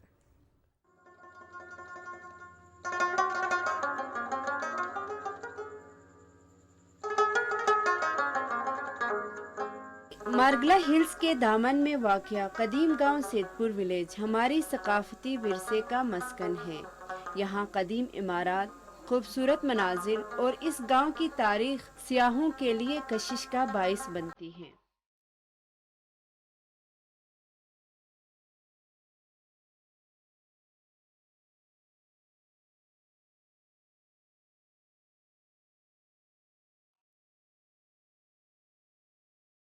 इस्लामाबाद के गांव सैदपुर विलेज में एक ऐसे हुनरमंद शख्स हैं जो अपने हाथों से मिट्टी के बर्तन बनाते हैं।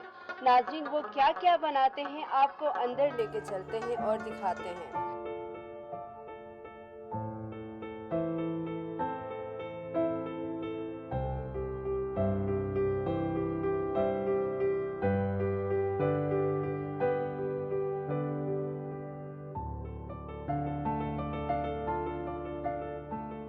आपको ये काम आपके वालिद साहब ने सिखाया है? जी, वालिद साहब राउंड मैं असुकत छोटा है साहब, जब फोत हुए हैं ना वालिद साहब, तो मैं असुकत छोटा है साहब। फिर मेरी खेडने की उम्र थी, बाद मैं बर्तन की जरसा बनाना रहा, बर्तन बनाते हूँ जो है। आपने क्या बनाई ट्रेन के वाले? ये वालिद साहब ने बनाई है, 120 साल पुरानी है।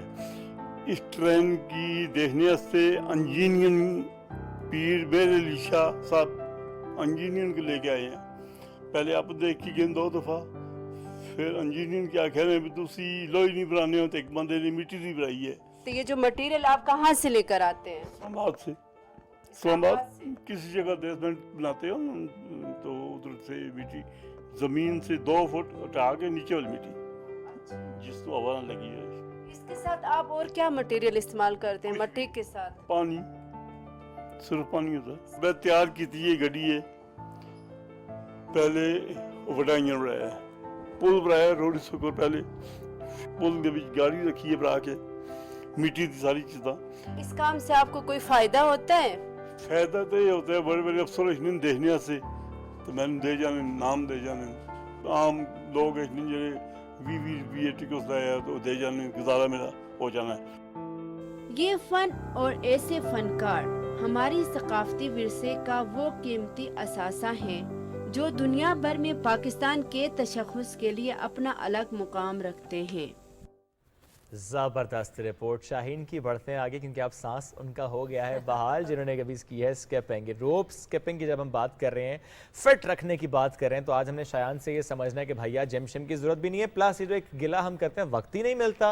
अच्छा, बिल्कुल रूटीन ऐसी हो गई है कि इतनी बिजी रूटीन है, इतना बिजी स्केड्यूल है कि आपको टाइम नहीं मिला, तो टाइम निकालना पड़ता है अपने लिए, अपनी फिटनेस के लिए। 1, 2, 3, 4, 5 मिनट भी इनफ होते हैं। तो जब मैंने शायान का इंट्रो दिया, मैंने आपसे कहा ना कहीं पर भी स्टार्ट करते हैं, मैं HBI एयरपोर्ट, तो कुछ वीडियोज़ हमने सेलेक्ट किए हैं इनकी इंस्टाग्राम से। जरा प्लीज़ प्रोड्यूसर साहब दिखाइएगा कि चाहे वो एयरपोर्ट हो, चाहे वो कोई लॉन हो, चाहे कोई और जगह हो, वो बस अपनी रोप निकालते हैं, कहते हैं मेरा टाइम हो गया है। यस, तो प्लीज़ दिखाइए जी।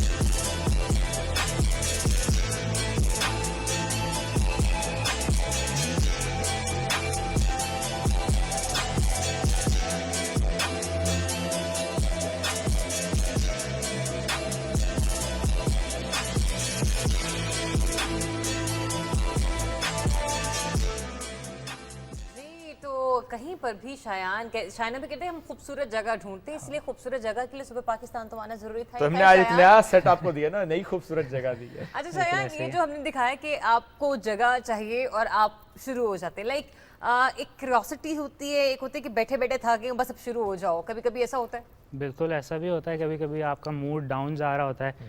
अब हम तो एक तरह इस चीज़ के एडिक्ट बन चुके हैं, ठीक है, जिस तरह लोगों की और एडिक्शंस होती हैं, हमारी ये एडिक्शन बन चुकी है। नशा करते हैं आप रस्सी का? बस ऐसा ही है। हमें दिन में 10-15 मिनट लाजमी चाहिए कि हम निकालें अपने लिए, फिर हमारी वो जो होती है ना एडिक्शन पूरी होती है। बेस्ट टाइम क्या है वैसे रोप स्किपिंग? बेस्ट टाइम सबसे अच्छा जो है वो बिल्कुल सुबह उठते साथ, ठीक है, फजर की नमाज पढ़ें, नाश्ता वगैरह करने से पहले कर लें, तो खाली पेट वाली होगी ना ज़्यादा। कोई स्ट्रेचिंग और वार्म अप एक्सरसाइज भी है इससे पहले कि ये itself he stretching and warm up exercise है? नहीं, इसका बेसिक जो रूल है वो है कि आप स्टार्ट बिल्कुल स्लो करें, ठीक है, क्योंकि आप स्टार्ट स्लो नहीं करेंगे तो आप अपना मसल पुल कर सकते हैं, कोई भी इंजरी हो सकती है। ओके, क्योंकि जिस्म ठंडा होता है तो ज़रूरी है ना कि आपको वार्म अप करना पड़ता है। और ये जो आपके हाथ में रोप है, ये कुछ स्पेशल रोप है, क्योंकि ये कुछ वाइल्ड टाइप फील हो रही है जो बड़ी डिफरेंट सी है। जी जी बिल्कुल ऐसे ही, ये बेसिकली है PVC रोप, ओके, रश एथलेटिक्स। थोड़ा सा ऊपर करके व्यूअर्स को, ये ओके, रश एथलेटिक्स ब्रांड है, अच्छा, इंग्लैंड में बेस्ड है वो,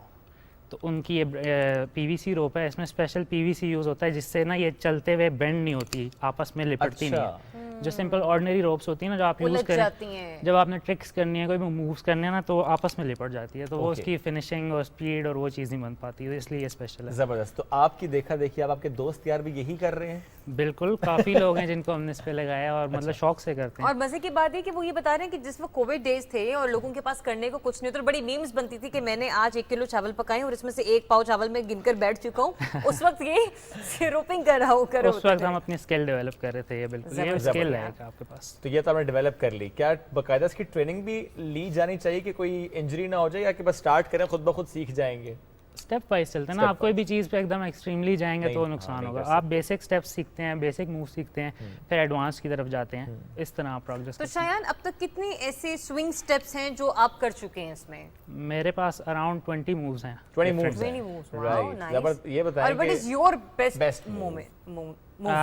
बेसिकली उस मूव जो है वो ऐसा जो उसका नेम नहीं है, साइड स्विंग डबल अंडर उसको बोलते हैं। अच्छा। तो उसका मैंने अपना शौक से नाम रखा हुआ है हेलीकॉप्टर। ये जरा दोबारा ना करें, थोड़ा सा देखें सही कि क्या है, क्या हेलीकॉप्टर? जी जी, थोड़ा सा अगर दिखाएं ना, ये जो स्पेशल आपकी जो मूव है, और इधर ही बस दिखा दे, इधर ही, हाँ इधर ही प्लीज कीजिएगा। नहीं वो अड़ ना जाए ना, नहीं अड़ेगा, ठीक है। अच्छा ओके, ये है ना फेवरेट मूव जो है ये तेज होता है, इस वजह से अच्छा लगता है। Oh nice, okay very nice. तो ये कौन सी थी हेलीकॉप्टर? इसका मैंने नाम रखा है हेलीकॉप्टर। बेसिकली इसका नेम है साइड स्विंग डबल। अच्छा, आपने वैसे इसका नाम हेलीकॉप्टर क्यों रखा है? क्योंकि एक तो इसकी आवाज आती है हेलीकॉप्टर की तरह, दूसरी की स्पीड इतनी तेज है, तो बस वैसे ही अच्छा लगा नाम तो मैंने रखा। अच्छा, कुछ अंदाजा भी आपने लगाया कि अच्छा अगर किसी ने वेट लूज करना हो, दिन में कितने मिनट वो स्किपिंग करेगा तो उसका 1 महीने में इतना वेट गिर जाएगा? बिल्कुल, मैं आपको ये बताएं, कंपैरिजन करके बताता हूँ ना। मैं खुद जो चीज़ एक्सपीरियंस की है, आप दिन की करते हैं तकरीबन half an hour non stop running करते हैं ना, तो इसका वो 5 मिनट का इम्पैक्ट है। जबरदस्त। यानी आधा घंटा अगर आपने रनिंग करनी थी तो उसका 5 मिनट में कैसे रिजल्ट आप ले सकते हैं, रोप के जरिए ले सकते हैं। बिल्कुल, क्योंकि रनिंग नॉन स्टॉप बड़ी एक्सट्रीम चीज़ है, हाफ एन आवर करना आसान नहीं है, लेकिन 5 मिनट ये आप अपनी विल को पुश करके कर सकते हैं। कभी ऐसा हुआ कि आपने भी सोचा अच्छा आज 2 किलो वजन गिराना है? बिल्कुल, जब सीख रहे थे, जब प्रोग्रेस कर रहे थे ना, मूव्स थे बेसिक, जब सीख रहे थे, तब शौक ही इतना था, एकदम एडिक्शन बन गई थी, पूरा दिन करते थे। अगर आपने 2 किलो वजन बढ़ाना है, उसके लिए फिर अपनी डाइट खराब करनी पड़ेगी। खाना है उसके लिए बहुत ज्यादा कुछ, उसके लिए आपने खाना है और खाते रहना है ना। आपको तो बस जरूरत नहीं है वजन बढ़ाने की, जरा क्यों आपने ये सवाल किया? नहीं मैंने तो बस ऐसी में लोगों की रहनुमाई के लिए ना, अच्छा, जो लोगों को बताना मैं चाह रही हूँ, जो लोग वजन बढ़ाना चाहते हैं, जो भी हो सकता है ना, कोई भी हो सकता है। तो शायद इसके अलावा क्या मसरूफियात रहती हैं, क्या कर रहे हैं करिए, और करियर में आगे क्या करना चाह रहे हैं? बिल्कुल, बेसिकली मैं एक स्टूडेंट हूँ, बिजनेस पढ़ रहा हूँ बैचलर्स में, ठीक है, फाउंडेशन यूनिवर्सिटी से, रावलपिंडी कैंपस। उसके अलावा फिटनेस एंड जिम वगैरह इस चीज़ का शौक है ज़्यादा। एक होता है ना, हर किसी को अपना अपनी एक फील्ड होती है, शौक होता है, तो इस चीज़ का शौक है। बाकी थोड़ा आर्ट एंड क्राफ्ट का शौक है, थोड़ा बहुत, थोड़ी फोटोग्राफी का शौक है बस। अच्छा, ये थोड़े शौक करके ना इन्होंने पूरे एक पैलेट तैयार कर लिया अपने लिए। आप जितनी प्रैक्टिस आपकी इस रोप स्किपिंग में, उतनी ही प्रैक्टिस आर्ट एंड क्राफ्ट और बाकी फोटोग्राफी में भी है। इतनी नहीं है लेकिन है लेकिन ये तो चीज़ जो है ना, इसने मुझे बेनिफिट इतना दिया ना अपनी लाइफ में, और मैंने अपने आप में चेंज इतना देखा है। क्या चेंज देखा है वैसे रोप से आपकी जिंदगी में, क्या तब्दीली आई? सबसे पहली चीज़, मेरा वेट बहुत ज़्यादा मेंटेन रहता है इसकी वजह से। अच्छा, मुझे टेंशन नहीं रहती, अब मैं कुछ भी खाऊं, पहले मुझे डर होता था यार मैंने डाइट अपनी जंक कर ली, चीट कर लिया, अब तो मेरे मतलब आप बिरयानी खाएं, आप डबल चीज बर्गर खाएं, सब कुछ भी खाएं, कोई मसला ही नहीं है। दिन का मैंने अगर ये इस स्पीड में, जैसा मैं आपको बता रहा हूँ, 20 से 25 मिनट में अगर दिन के निकाल लूँ तो मैं जो मर्जी खाऊं। क्लाइंट्स भी हैं जो आपसे ऑनलाइन ट्रेनिंग लेते हैं, क्योंकि कोविड की वजह से उस तरह ट्रेनिंग सेशंस तो हम नहीं देखते। बिल्कुल हैं, 2-4 मेरे क्लाइंट्स भी हैं अभी, क्योंकि मैं इस तरह बहुत इस प्लेटफॉर्म पे आया नहीं हूँ, ट्रेनिंग वाले सही फ्रेंड्स हैं, काफ़ी अपना सोशल सर्कल है, उनको बंदा वैसे ही सिखा देता है, उनसे फिर। तो लोग वेट लूज करने के पॉइंट ऑफ व्यू से ये सीखना चाहते हैं या उनको, हाँ नहीं अपील करते हैं कि ये टैलेंट मतलब इनके हमें आना चाहिए? बिल्कुल, 2-3 एस्पेक्ट्स हैं इसके। पहली चीज़, सबसे पहली जो चीज़ अट्रैक्ट करती है ना, बंदा कहता है यार, जो भी थोड़ा फैट बंदा हो, जिसका ओबीस हो, वो कहता है यार मैं किसी तरह ये सीख लूँ, क्योंकि आसान चीज़ देखने में आसान लगती है, ठीक है, बंदा कहता है यार मैं मेंटेन कर लूँगा। उसके बाद दूसरी चीज़, जब आप कोई अच्छा एडवांस मूव कर रहे हो, कहीं भी करो ना, जो भी गुजर रहा होता है वो आपको देखता है। अच्छा, ठीक है, तो ये एक तरह अट्रैक्ट भी करती है। तीसरी चीज़, आपका स्टेमिना बिल्डअप होता है, आपका सांस डेवलप होता है, मतलब हर रेजिस्टेंस और स्ट्रेंथ एंड रेजिस्टेंस तो बड़ा जबरदस्त काम करता है। मुझे बताएं कि जैसे हमने देखा एयरपोर्ट के लाउंज में आप स्किपिंग कर रहे हैं, आप अयूब पार्क के सामने कर रहे हैं, तो ऐसा होता है कि वहाँ पे गुजरने वाले रुक जाएं, एक लम्हे को ठहर जाएं, देखें पायजन की कर रहे हो।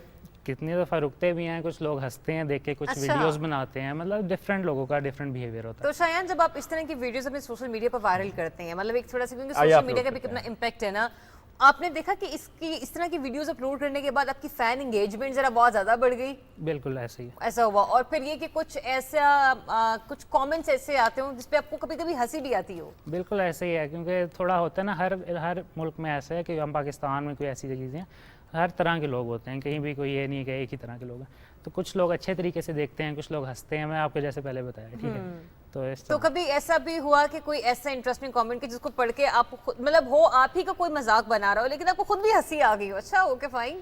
बिल्कुल ऐसे ही है, मतलब पंजाबी में कभी कमेंट कर दिया, वो पाई की कर रहा है, क्या करना चाह रहा है, ये वो इस तरह करना क्या चाह मतलब रहा है, एयरपोर्ट पे तुम्हें करने किसने दी, इस तरह, मतलब अच्छा, जब आपने वीडियो बंदा कहता है यार मैं क्या हंसूं, इसको क्या करूं, एयरपोर्ट पे तुम्हें स्किपिंग करने किसने दी, एयरपोर्ट पे छाल मारना मना है? वैसे वाकई में ये तो बड़ा ना क्या कहते हैं, इतना इजी नहीं होता शुएब। वैसे क्या सिक्योरिटी ने रोका था?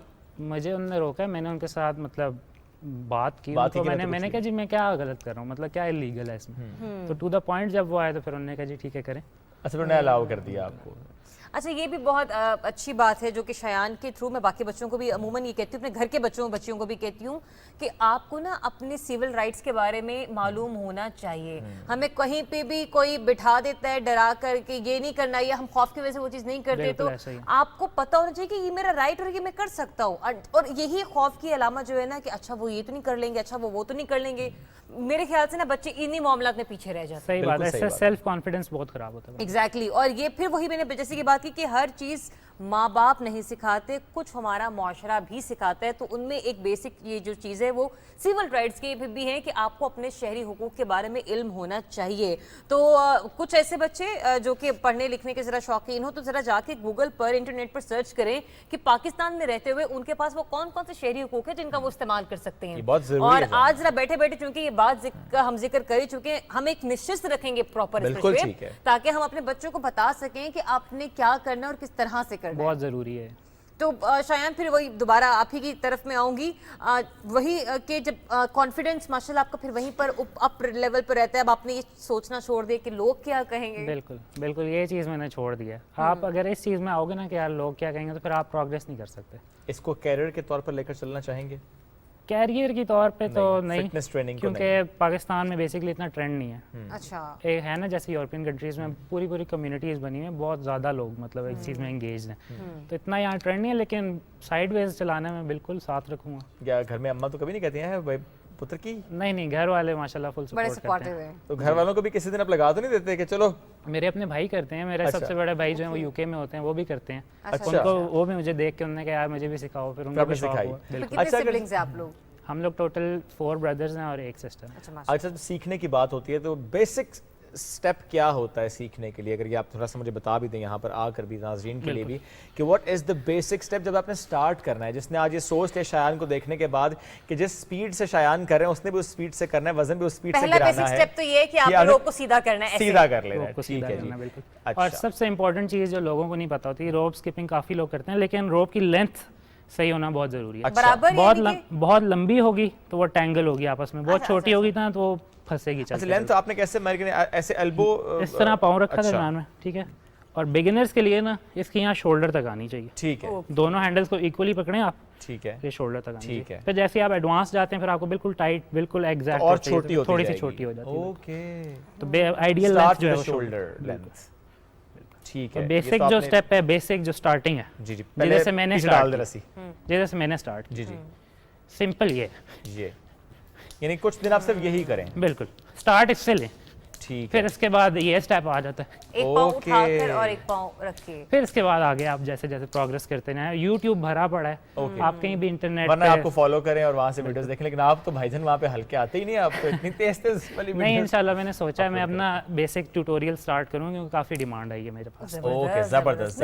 पाकिस्तान में ना बच्चे अच्छा इंटरेस्ट लेना शुरू हो गए। एक टाइम होता था हम लोग कहते थे हमारा बच्चा बड़ा होके डॉक्टर बनेगा, प्रोफेसर बनेगा, इंजीनियर। इन शोबों की हम आज भी बहुत इज्जत करते हैं, हम खुद इन्हीं से पढ़ लिख कर आगे बढ़े हैं। लेकिन पाकिस्तान में ना अब चीज़ें बढ़ती चली जा रही हैं, लोगों का रुझान, लोगों की जो ख्वाहिशात है ना उनका दायरा कार जरा वसी होता चला जा रहा है। बिल्कुल ऐसा। शायद थैंक यू वेरी मच, आप आए और हमारा भी दिल तो चाह रहा था कि हमें आती नहीं है करने। हम कोशिश करेंगे, हमने बेसिक स्टेप्स इसीलिए करवा लिया, हम सीखने की कोशिश करेंगे तो आपने भी सीखना है। एनीवेज नाज़रीन, बढ़ना एक ब्रेक के जाने, जब ब्रेक से वापस आएंगे एक और ज़बरदस्त मेहमान होंगे हमारे लाउंज में। Stay tuned.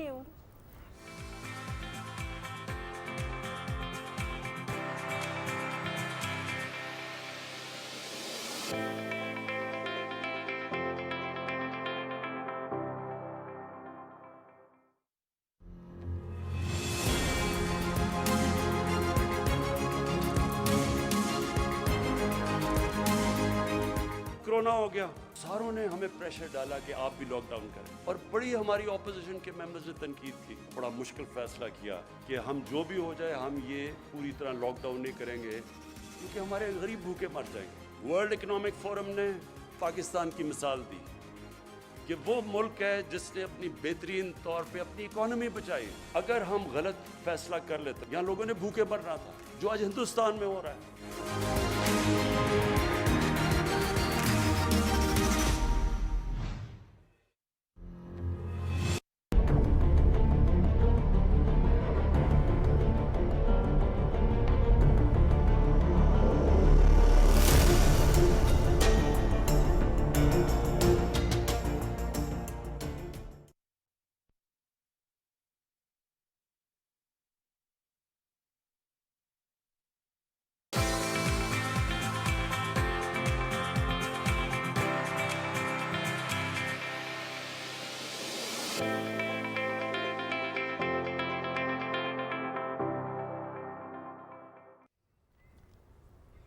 जी वेलकम बैक। और ब्रेक के बाद तो मैं और ज्यादा जगमगाने लगी हूँ। कहते हैं कि आपको डे बाय डे कोई अच्छे अच्छे कॉम्प्लीमेंट्स मिलना शुरू हो जाए ना तो आपकी सुबह बहुत अच्छी हो जाती है। तो इससे पहले कि हम अपने मेहमान का तारुफ आपसे करवाएं, उन मेहमान का आज तो वैसे भी हमारा वर्ल्ड थैंक यू डे है, तो मैं पहले से ही थैंक यू बोल देती हूँ कि जिन्होंने आते साथ ही कॉमेंट मुझे जरा मेकअप बहुत अच्छा लग रहा है। क्या कमेंट होना बहुत जरूरी है। क्या बात है, जरा हमने और जरा आपको बता दी कि भाई ये ब्रेक में ये बात ही मिस ना हो जाए।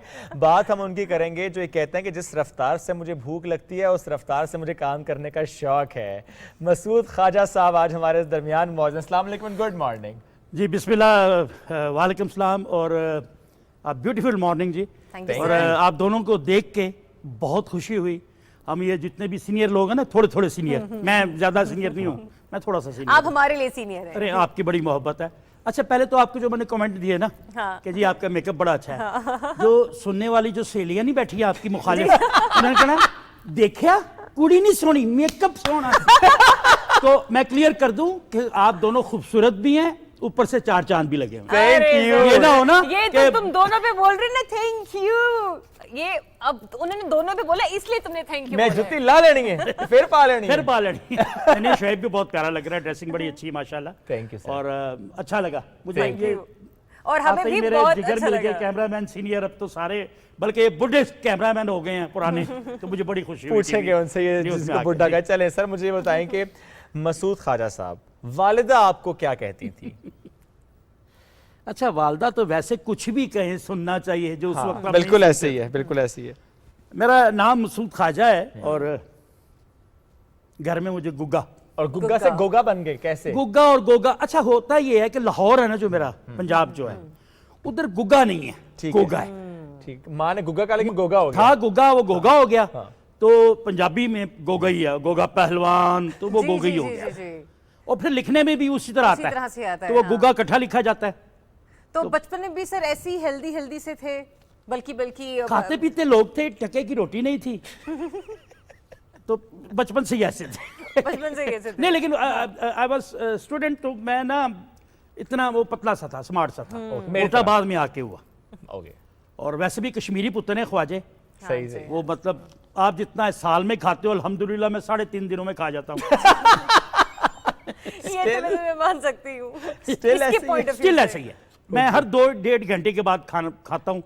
और मेरे उस्ताद मरहूम अंकल सरगम कहा करते थे, किसी पार्टी से पैसे मांगने हैं तो ख्वाजा तू पैसे ना मांगे, अगर तू तो 2 लाख की तो रोटी खा जाना है। तो सर वैसे खाने पीने में लाहौरी तो वैसे भी बड़े खाने पीने के शौकीन होते हैं। आपका फेवरेट फूड कौन सा है? दाल चावल। दाल चावल और उसके अलावा हर वो अच्छी चीज, सिरी पाए, मतलब देसी खाना ज्यादा, यानी हर लाइट चीज ना, सिरी पाए हो गए, लाइट सा, बड़ा ये चलाक आदमी है। मतलब वो कौम है ना, सिरी पाए नहीं छड़ दे, ओ जड़ी नहीं छड़ दे।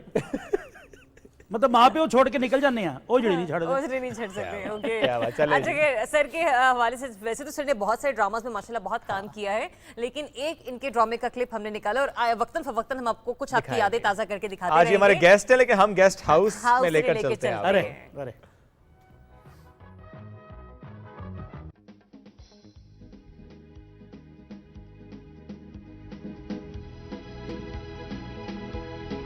अटेंशन, अटेंशन, सीधा बाहर निकालो।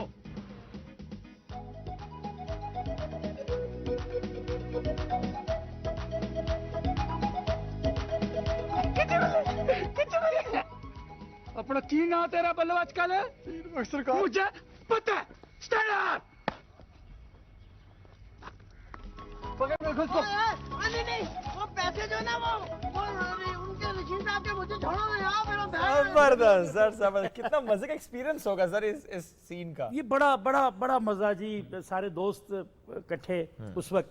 अब तो माशाल्लाह हर बंदे ने अपनी टीम बनाई हुई है ना। हाँ जी। जिसको काम आता है उसने टीम नहीं बनाई, जिसको नहीं आता ना उसने 10 टीमें बनाई हुई। लेकिन बड़ा क्या दौर था, क्या दौर था मेरा तो अरूज का। मैं ये कहता हूँ कि अल्लाह ने ऐसा हाथ पकड़ा कि गेस्ट हाउस का इंस्पेक्टर जो था वो पूरी दुनिया में छा गया। और अच्छा, बड़े बड़े सारे थे, सुपर हिट थे। Rambo super duper hit. अच्छा, अल्लाह बख्शे, Tariq Malik TIP super hit, Khalid Hafeez, Sarwat ठीक, नासिर इकबाल। तो बीच में अचानक मैं आया तो मुझे कुछ समझ ही नहीं आया, मैंने एक कंटिन्यूटी छोड़ दी। अपना की नाम तेरा बोलो आजकल, और मुझे पता मैं कोई बच्चा नहीं हूँ, वो हिट हो गई। उस चक्कर में मैं भी हिट हो गया। फिर उसके बाद अल्लाह ने ऐसी रहमत की कि काम रुका नहीं है, हमेशा अच्छा हमेशा सर, रहमत इसमें रही। ये भी होता है, हम मानते हैं कि अल्लाह ताला की रहमत के बगैर, उनके करम के बगैर हम कुछ नहीं है। इंसान की अपनी मेहनत जो होती है ना, वो भी उसे आगे लेकर अच्छा, चलती बड़ी है। मजे की बात बताऊं मैं, अच्छा मैं बोर तो नहीं कर रहा आपको? बिल्कुल नहीं, आप क्योंकि बहुत आपके इससे सवाल ज्यादा इतना जाए। एंटरटेन तो किसी ने किया ही नहीं। अच्छा नहीं, एक तो मुझे बड़ी खुशी हुई है आपका सेट, और आप बड़े मॉर्निंग शो जा जाके थक गए हैं हर चैनल पे, और बड़ा मजा आ रहा है आपके साथ। Thank you. मुझे ऐसे लग रहा है कि अपने बच्चों में बैठे हैं सर, thank वो you। कि मैं आपसे 8-9 साल ही छोटा हूँ, लेकिन इसके बावजूद। अच्छा, मुझे तो बिल्कुल 4-5 साल का फर्क लगा था। यार शोएब, तुम्हारे पैसे बढ़वाता हूँ, बढ़वाए जी, इसके पैसे बच्चा अच्छा है। तो मैंने ना अल्लाह ताला से, लोग दुआ मांगते हैं मैं एक्टर बन जाऊं, मैं फलां, तो मैंने अल्लाह ताला से मोहब्बत मांगी लोगों की, वाह। तो मुझे ऐसी मिली कि आज तक वो रुकी नहीं। माशाल्लाह। ये बड़ी रहमत होती है ये। सर, फैमिली में भी ज़ाहिर तनवीर साहब हों, सलीम साहब हों, उनका इंडस्ट्री में होना, माशाल्लाह उन्होंने बड़ा अच्छा काम किया, उनके होने से सपोर्ट मिली? आपको लगा कि नहीं भाई उनसे भी अच्छा काम करना है, जगह बनानी है, चैलेंजिंग लगा? अच्छा, घर में कोई बड़ा एक्टर हो ना, पढ़ा लिखा सही, मैं सिंपल से, मेरी बेटी माशाल्लाह, बच्चे हैं मेरे, तो वो पढ़ रहे, यूनिवर्सिटी जाते हैं, मैं कहते हैं हम तो यूनिवर्सिटी नहीं गए, हम कॉलेज ही गए। बिल्कुल। अब यूनिवर्सिटी एक अजीब ग्रैंजर बन जाता ना। तो वो दोनों भाई बड़े पढ़े लिखे थे, मेरे तनवीर खाया साहब और ये, उन जैसा तो नहीं बन सका, मुझे समझ ही नहीं आई। अच्छा। घबरा के कॉमेडी शुरू कर दी अच्छा कि यार एक वो एक्टिंग कर रहा है, दूसरा सलीम ख्वाजा नौलखा और ये सारा, तो वो अल्लाह ने करम कर दिया कोई। फिर दूसरा ये कि मुझे ना अपने काम से बड़ा इश्क है, और अल्लाह ताला जब आपको रिज्क भी उसी काम से दे जिसका शौक हो, तो उससे बड़ी ब्लेसिंग क्या है? उससे बड़ी ब्लेसिंग नहीं है। ये पैशन छोटा लफ्ज है जी, ये पैशन कुछ ना निकला है, ये इश्क की इंतहा है। बेशक इश्क की इंतहा है कि मैं सुबह उठ के आपके पास आ गया हूँ। हमें भी आपसे भी इश्क हो गया सर। तो ये अल्लाह ने करम किया, काम करते करते। चाहता हूँ सिर्फ एक सुबह पाकिस्तान में आना क्या चाहता हूँ। बात है। मैंने बड़ी, मैं सीरियसली, मैंने अभी आने से 5 मिनट पहले तक थोड़ा सा था मैं, अच्छा। जैसे ही मैं यहाँ पे एंटर हुआ, मेरे यार दोस्त मिल गए, जिगर मिल गए, उसके और बाद फिर आपको देख के खुशी हुई। अल्लाह ताला आपको ऐसे ही कैजुअल रखे। आमीन। आमीन। सर, जरा कॉलेज के दिनों में लेकर जाते हैं। What I have heard is के स्पोर्ट्स की बेस पे आपको दाखिला मिला, स्पोर्ट्स की बेस पे दाखिला मिला, स्पोर्ट्स के आप ज़रा शौकीन थे, लेकिन उससे एक्टिंग की तरफ? मैं बहुत अच्छा क्रिकेटर था, बॉलर बहुत अच्छा था, मैं बॉलिंग, फास्ट बॉलिंग करता था। आजकल मेरे सारे दोस्त कहते हैं कि ये तेरा जिस्म देख के लगता नहीं तुम फास्ट बॉलर थे। तो आप करके दिखा दिया करें। अब होती नहीं ना। अब मैं बॉल करने जाता हूँ, पहले पेट निकल आता है, बॉल बाद में निकलती है। तो वो क्रिकेट खेलता था, क्रिकेट के दाखिले के लिए मैं गया, तो अल्लाह की रहमत से लायक तो बहुत ही थे। देखें, सीधी सी बात है, मैं, अच्छा सच जो है ना, आपको छुपाना नहीं होता। बड़े 3rd क्लास लेवल पे पास हुए, मैट्रिक से लेके अब बीए तक। अच्छा, ये 3rd क्लास मोहब्बत में कह के, उससे नीचे को क्लास दिल नहीं कर रहा, वरना क्लास नीचे ही थी। नीचे मुझे आज तक याद, स्पोर्ट्स की बेस पे दाखिला हुआ ना, स्पोर्ट्स की बेस पे दाखिला हो गया। क्रिकेट खेली, क्रिकेट के बड़े अच्छे लेवल पे गए, तो भाई दोनों काम करते थे। सही। तो दिल में वो होता है ना, भाइयों के कपड़े पहनने, जो भाई थे वो ड्रामे शामे के, उनके कपड़े पहनने, तो मोहल्ले में से किसी खातून, इस वक्त जो खातून होगी, उस वक्त जो कॉलेज गर्ल थी, उसने ऐसे मुस्कुरा के देखा, तो मर गए ना हम तो, कि हम तो हीरो हैं। वो हीरो बनने के चक्कर में ड्रामा स्टेज शुरू कर दिया। तो पहले ही ड्रामे में जुगते शुरू कर दी मैंने, जो उस वक्त बड़ी नायाब होती थी। तो वो ड्रामे पे ड्रामा, फिर टीवी आ गए, टीवी आए तो शाकर उज़ैर साहब हुआ करते थे, उनके साथ मैंने पहला काम किया, फिर गेस्ट हाउस किया, और उसके बाद फारूक कैसर साहब, फिर आज तक अल्लाह की रहमत ये है कि ख्वाजा ऑनलाइन तो खैर जी बहुत ही हिट था। मेरी बहनें बड़े शौक से देखा करती थी ख्वाजा ऑनलाइन। अच्छा, मैं ना अल्लाह की रहमत से जरिया, मैं है ही फैमिली वाला आर्टिस्ट हूँ, नो डाउट, सीरियसली। मैं काम बच्चों के लिए करता हूँ, जबरदस्त। दोनों बच्चों के लिए। दोनों बच्चे कौन से? ये 2 बच्चे नहीं, एक वो बच्चे जो मुझे देखते हैं, और एक अपने बच्चे जिनके लिए मैं करता हूँ। माशाल्लाह, क्या जरूरी है, दोनों बच्चों के लिए, दोनों बच्चों के लिए। मतलब आपकी कॉमेडी के साथ साथ आपका सेंस ऑफ ह्यूमर, ये कितना जबरदस्त सेंस ऑफ ह्यूमर है। खूबसूरती से इस बात को बयान किया कि डेफिनेटली ये एक दाद देने वाली बात है। लेकिन जब आपने बताया ना कि आप अपने भाइयों के कपड़े पहन लिया करते थे, अच्छा मेरे घर में ना अभी भी ऐसा ही होता है। और मैं कल भी तुम्हें मैंने मीम दिखाई, मेरी बहन ने कहा कि मतलब था कि अगर मैं मर भी जाऊँ ना, तो उठकर देखूंगी कि मेरी बहनें रोते रोते मेरे कपड़े तो नहीं पहने हुए। आपके साथ कभी ऐसा हुआ कि आपने भाई के कपड़े पहन ली और आप दरवाजे के पीछे छुप गए कि ये निकले तो मैं बाहर निकलूं? कभी काफी दफा हुआ। वो हुआ ये कि साइज एक था मेरा और सलीम ख्वाजा का ना, तो वो कपड़े ड्रेसिंग बड़ी कमाल करता था। थिएटर उस वक्त स्टेज ही सब कुछ था, टीवी तो बाद में उन्होंने किया। तो मुझे नहीं पता था कि उसने जब निकलना है ये कपड़े उसने टीवी या थिएटर में पहनने हैं। वो लाइनिंग शाइनिंग वाली शर्टें, वो शूज तक भी हमारा साइज एक था, तो मैंने पहन लिया। पहन के मैं छत पे, हमारी छतें वो खुली सी होती थी, तो सीढ़ियां चढ़ के छत पे वो ढूंढ रहा बेचारा कपड़े, तंग आके कोई और ले गया, फिर मैं नीचे उतरना था। ऐसे करके जब मैं बाहर जाता था सब लड़के कहते थे यार ये देखो लाडला भाई है, उसको नहीं लेके दिया। स्कूल में, कॉलेज में। अच्छा लड़कियां तो होती हैं बड़ी मीसनी है सर, ये आपस में इनका सलूक ऐसा होता है। ऐसे नहीं होता कसम मेरे से नहीं, घर कपड़ों में की हद तक नहीं। आप मेरे घर में जाकर देखिए, मेरी छोटी वाली बहन अगर सुबैया कुछ पहन ले, आप यकीन करें शेफ, वो 2-2 दिन तक रोती रहती थी। अच्छा वो एक आधी बहन होती है, एक आधी बहन होती है, वरना बहनों में बड़ा तहाक होता है। दुपट्टा तू ये ले ले, तू ये ले ले, भाइयों में मौत पड़ जाती है। और तू मेरी पैंट पा गया सही। वैसे ही इज राइट। ऐसे ही हो दोस्तों में भी यही है यार। मैं तेन क्या, वो लाहौर में था, मैं होटल में रहता था जब लाहौर में शिफ्ट हुआ, तो कपड़े टंगे होते थे, तो वो जिसको उठ के जल्दी जल्दी जाना है, होटल में रह रहे हैं, तो शर्ट जेड़ी याद था वो पा के निकल गया। तो जो सबसे ठीक वाला बंदा होता है जिसके कपड़े होते थे, यार मेरे कपड़े नहीं मिल रहे, तो वो करके रिकॉर्डिंग आ भी जाता था।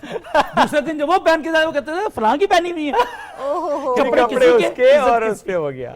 सर भाइयों के कपड़े पहनने के अलावा भाइयों के कई ड्रामे भी ऐसे जिनको आपने जिन पे एक्ट किया कॉलेज लेवल पे, ऐसा भी था भाइयों के साथ? टीवी में किया, टीवी में किया, थिएटर नहीं कर सका उनके साथ, टीवी किया। और ये भी हमारा रिकॉर्ड है पाकिस्तान में, 3 भाई एक साथ। वाह। गेस्ट हाउस भी किया, एक सीरियल भी हमने और की, और कॉमेडी हमने बहुत ज्यादा की। सही वो उस तरह बहुत ज्यादा। चले पहले आपके एक ड्रामे का थोड़ा सा क्लिप देख लेते हैं, उसके बाद हम मतलब आप चाहती है कि लोग मुझसे नफरत करें? खाजा ऑनलाइन क्लिप है, और इसके अलावा आपने ये भी करने, प्रोड्यूसर साहब जरा ऑडियो बढ़ा दीजिएगा ताकि हम डायलॉग्स को जरा एंजॉय कर सके। चलें जी। सफाई वाला म्यूजिक का बंदोबस्त कैसे करेगा? ओ असल काम इसका ये है। आज हमारे मोहल्ले में बड़ा आदमी आ रहा है। अच्छा। खाजा साहब से भी बड़ा आदमी आ रहा है। चल इधर उसका इस्तकबाल कर। क्या हाल है? ठीक ठाक है।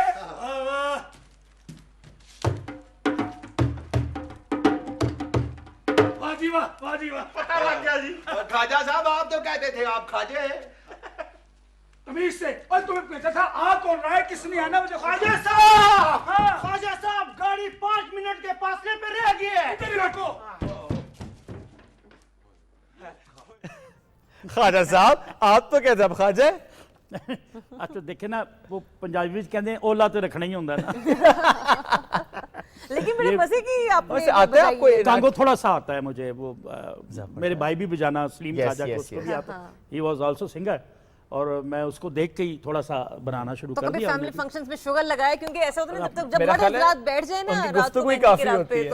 ओहो अल्लाहुल गनी, बल्कि खानदान में इकट्ठे हो जाए ना, तो कहते ना सानू बाहरों मरासी बनाने की जरूरत नहीं। अल्लाह की रहमत, अल्लाह की रहमत है, घर की खेती है। मुझे ये बताएं सर, कॉमेडी जो पहले होती है, ये जो माशाल्लाह जो आपने कॉमेडी की, और अब जब हम कॉमेडी की तरफ आते हैं, वो चाहे फिल्म हो या ड्रामे में तो कम है, लेकिन फिल्म में अगर कॉमेडी के सीन्स हम देखें, ये बिटवीन द लाइंस जो बात करते हैं, अब हम कॉमेडी में देखते हैं वल्गैरिटी आ गया, बिलो द बेल्ट हिट कर रहे होते हैं। तब जब तक बिलो द बेल्ट हिट ना करें कहते हैं कॉमेडी नहीं हुई, ये क्या हो रहा है अब? अच्छा हर दौर की चीज़ें अलग होती हैं, पूरी दुनिया में देखें ABC कैटेगरी होती है, हमारे यहाँ प्रॉब्लम ये है कि हमने C को A की जगह दे दी। हुआ ये, अब इस दौर में मैं कमर्शियल थिएटर नहीं कर रहा, थिएटर करता हूँ मैं प्राइवेट जो कौंसल्स में अच्छे वाले या कंपनीज के साथ। लड़के बहुत तेज हैं, ये ज़हन में रखिए कि जितने भी ये वल्गर भी करते हैं, अगर इतने इंटेलिजेंट हैं कि वल्गर जुगत करने के लिए भी जहानत चाहिए, तो ज़हीन वो हैं। अब आज तक ये थिएटर में गंदगी हो रही है, मैं मानता हूँ, मैं देखते भी हैं मानते भी हैं, लेकिन कभी किसी ऑडियंस में देखिए आर्टिस्ट होते हैं 10 से 15, स्टेज पे 20 आर्टिस्ट होंगे, बिल्कुल ऑडियंस होती है 600 से 1000। कभी किसी ने उठ के कहा ओए बदतमीजी बंद करो, नहीं कहा। वो एंजॉय करते हैं, कहके लगाते हैं, देख रहे हैं। जिस दिन किसी ने कहा उस दिन चेंज हो जाएगा। अच्छा थोड़ा सा मैं डिसएग्री इसलिए करूंगा सर, थिएटर स्टेज एक जगह, लेकिन अगर हम फिल्म ड्रामे या वीडियोस की बात करते हैं, अक्सर ऐसा होता है कि आप फैमिली के साथ देख रहे थे कि आपको चैनल चेंज करना पड़ता है, फिल्म रोकनी पड़ती। अल्लाह आपको जिंदगी दे, बहुत प्यारी बात की है। एक तो अपनी नज़र उतरवा लेना, बल्कि मेरे घर बच्चा बेचो साइकिल पे तो 100-200 वहीं से मंगा लेना। अर्ज़ ये है शोएब कि फिल्म भी हमारी ख़राब हुई, टीवी का आप अच्छे से अच्छे छोड़ दे, बाकी मैं अपने चैनल की बात करूंगा जी, पीटीवी की, उसमें भी अब आप वो सीन बहन भाइयों के साथ नहीं देख सकते। प्राइवेट प्रोडक्शंस बन रही हैं और प्राइवेट चैनल्स को तो छोड़ दे, बिल्कुल ऐसे प्राइवेट चैनल्स ने बहुत तरक्की कर ली है। अगर ये तरक्की है तो यूके बहुत अच्छा है, अमेरिका बहुत अच्छा है। माजरत के साथ मैं वहाँ की जो पड़ोस से भी और जो यूके अमेरिका के जो हॉलीवुड बॉलीवुड, वहाँ की जो हीरोइंस हैं वो जो गंदी ड्रेसिंग करती हैं वो फिर भी नंगी नहीं लगती। हमारे कुछ ऐसी जगहें हैं, ऐसी लड़कियां हैं, ऐसी आर्टिस्ट हैं, कंप्लीट ड्रेस भी पहना हो तो ज़ेनी नंगी ही लगती हैं। उनको यही नहीं पता किस एज में मैंने क्या पहनना है। हमारी टीवी की सुपरस्टार्स ऐसी ऐसी हैं जो इस एज में कि वो 60 से ऊपर हैं, उनकी आप ड्रेसिंग देखें शर्मिंदा हो जाएंगे आप। तो इसका मतलब है कि आप फिल्म, टीवी, थिएटर तीनों में वल्गैरिटी हर लिहाज से हो रही है। थिएटर में तो डांस के अलावा अब कुछ नहीं रहा, कॉमेडियन एहतियातन तबर्रक के तौर पे रखे होते हैं 4। सर इसी पे मैं आती हूँ, हमने देखा कि इंडिया में ये कल्चर बड़ा अडॉप्ट किया जा रहा है कि वहाँ पर जब भी कोई अवार्ड सेरेमनीज होती हैं या किसी भी किस्म का हम कोई इवेंट देखते हैं तो वहाँ पर मोस्टली कॉमेडियंस को मेन इवेंट होस्ट करवाया जाता है ताकि वो एक माहौल को गर्मा के रखें। पाकिस्तान में अभी तक इस चीज़ को अडॉप्ट नहीं किया गया।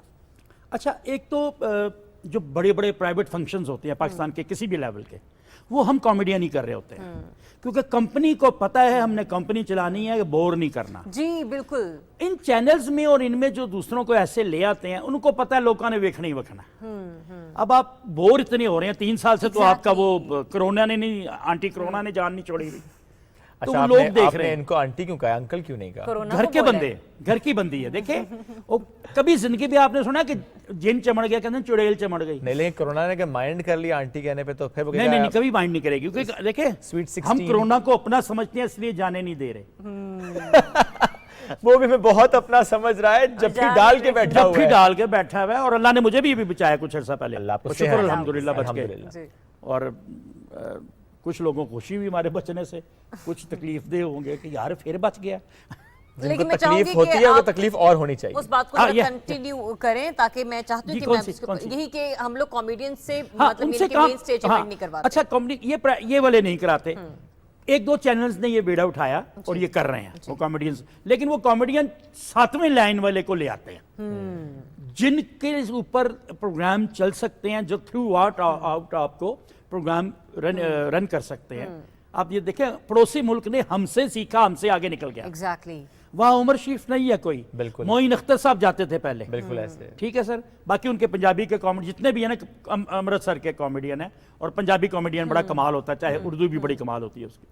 तो वो सारे वो हैं, हमसे सीख के वो हमसे आगे चला गया। हम वही हैं, हम वही हैं।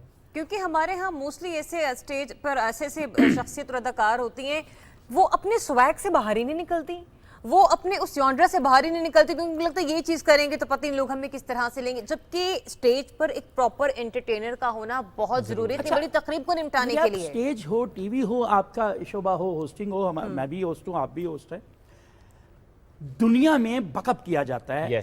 पहलवान बनाए जाते हैं कि यार वेरी गुड, यार तुम ये पहनो, तुम ये करना, ये करेंगे, सपोर्ट करते। हमारे यहाँ कहते हैं यार ये ना आगे लंघ जावे, ये आगे निकला तो हम अच्छा, अपनी परफॉर्मेंस से या अपने एक्ट से नहीं रोकते दूसरे, बिल्कुल वो गुंडों से रुकवा के खुद आके निकल जाएंगे। सारी एनर्जी उसको गिराने में लगा देते हैं। इसको आसान कर लेते हैं।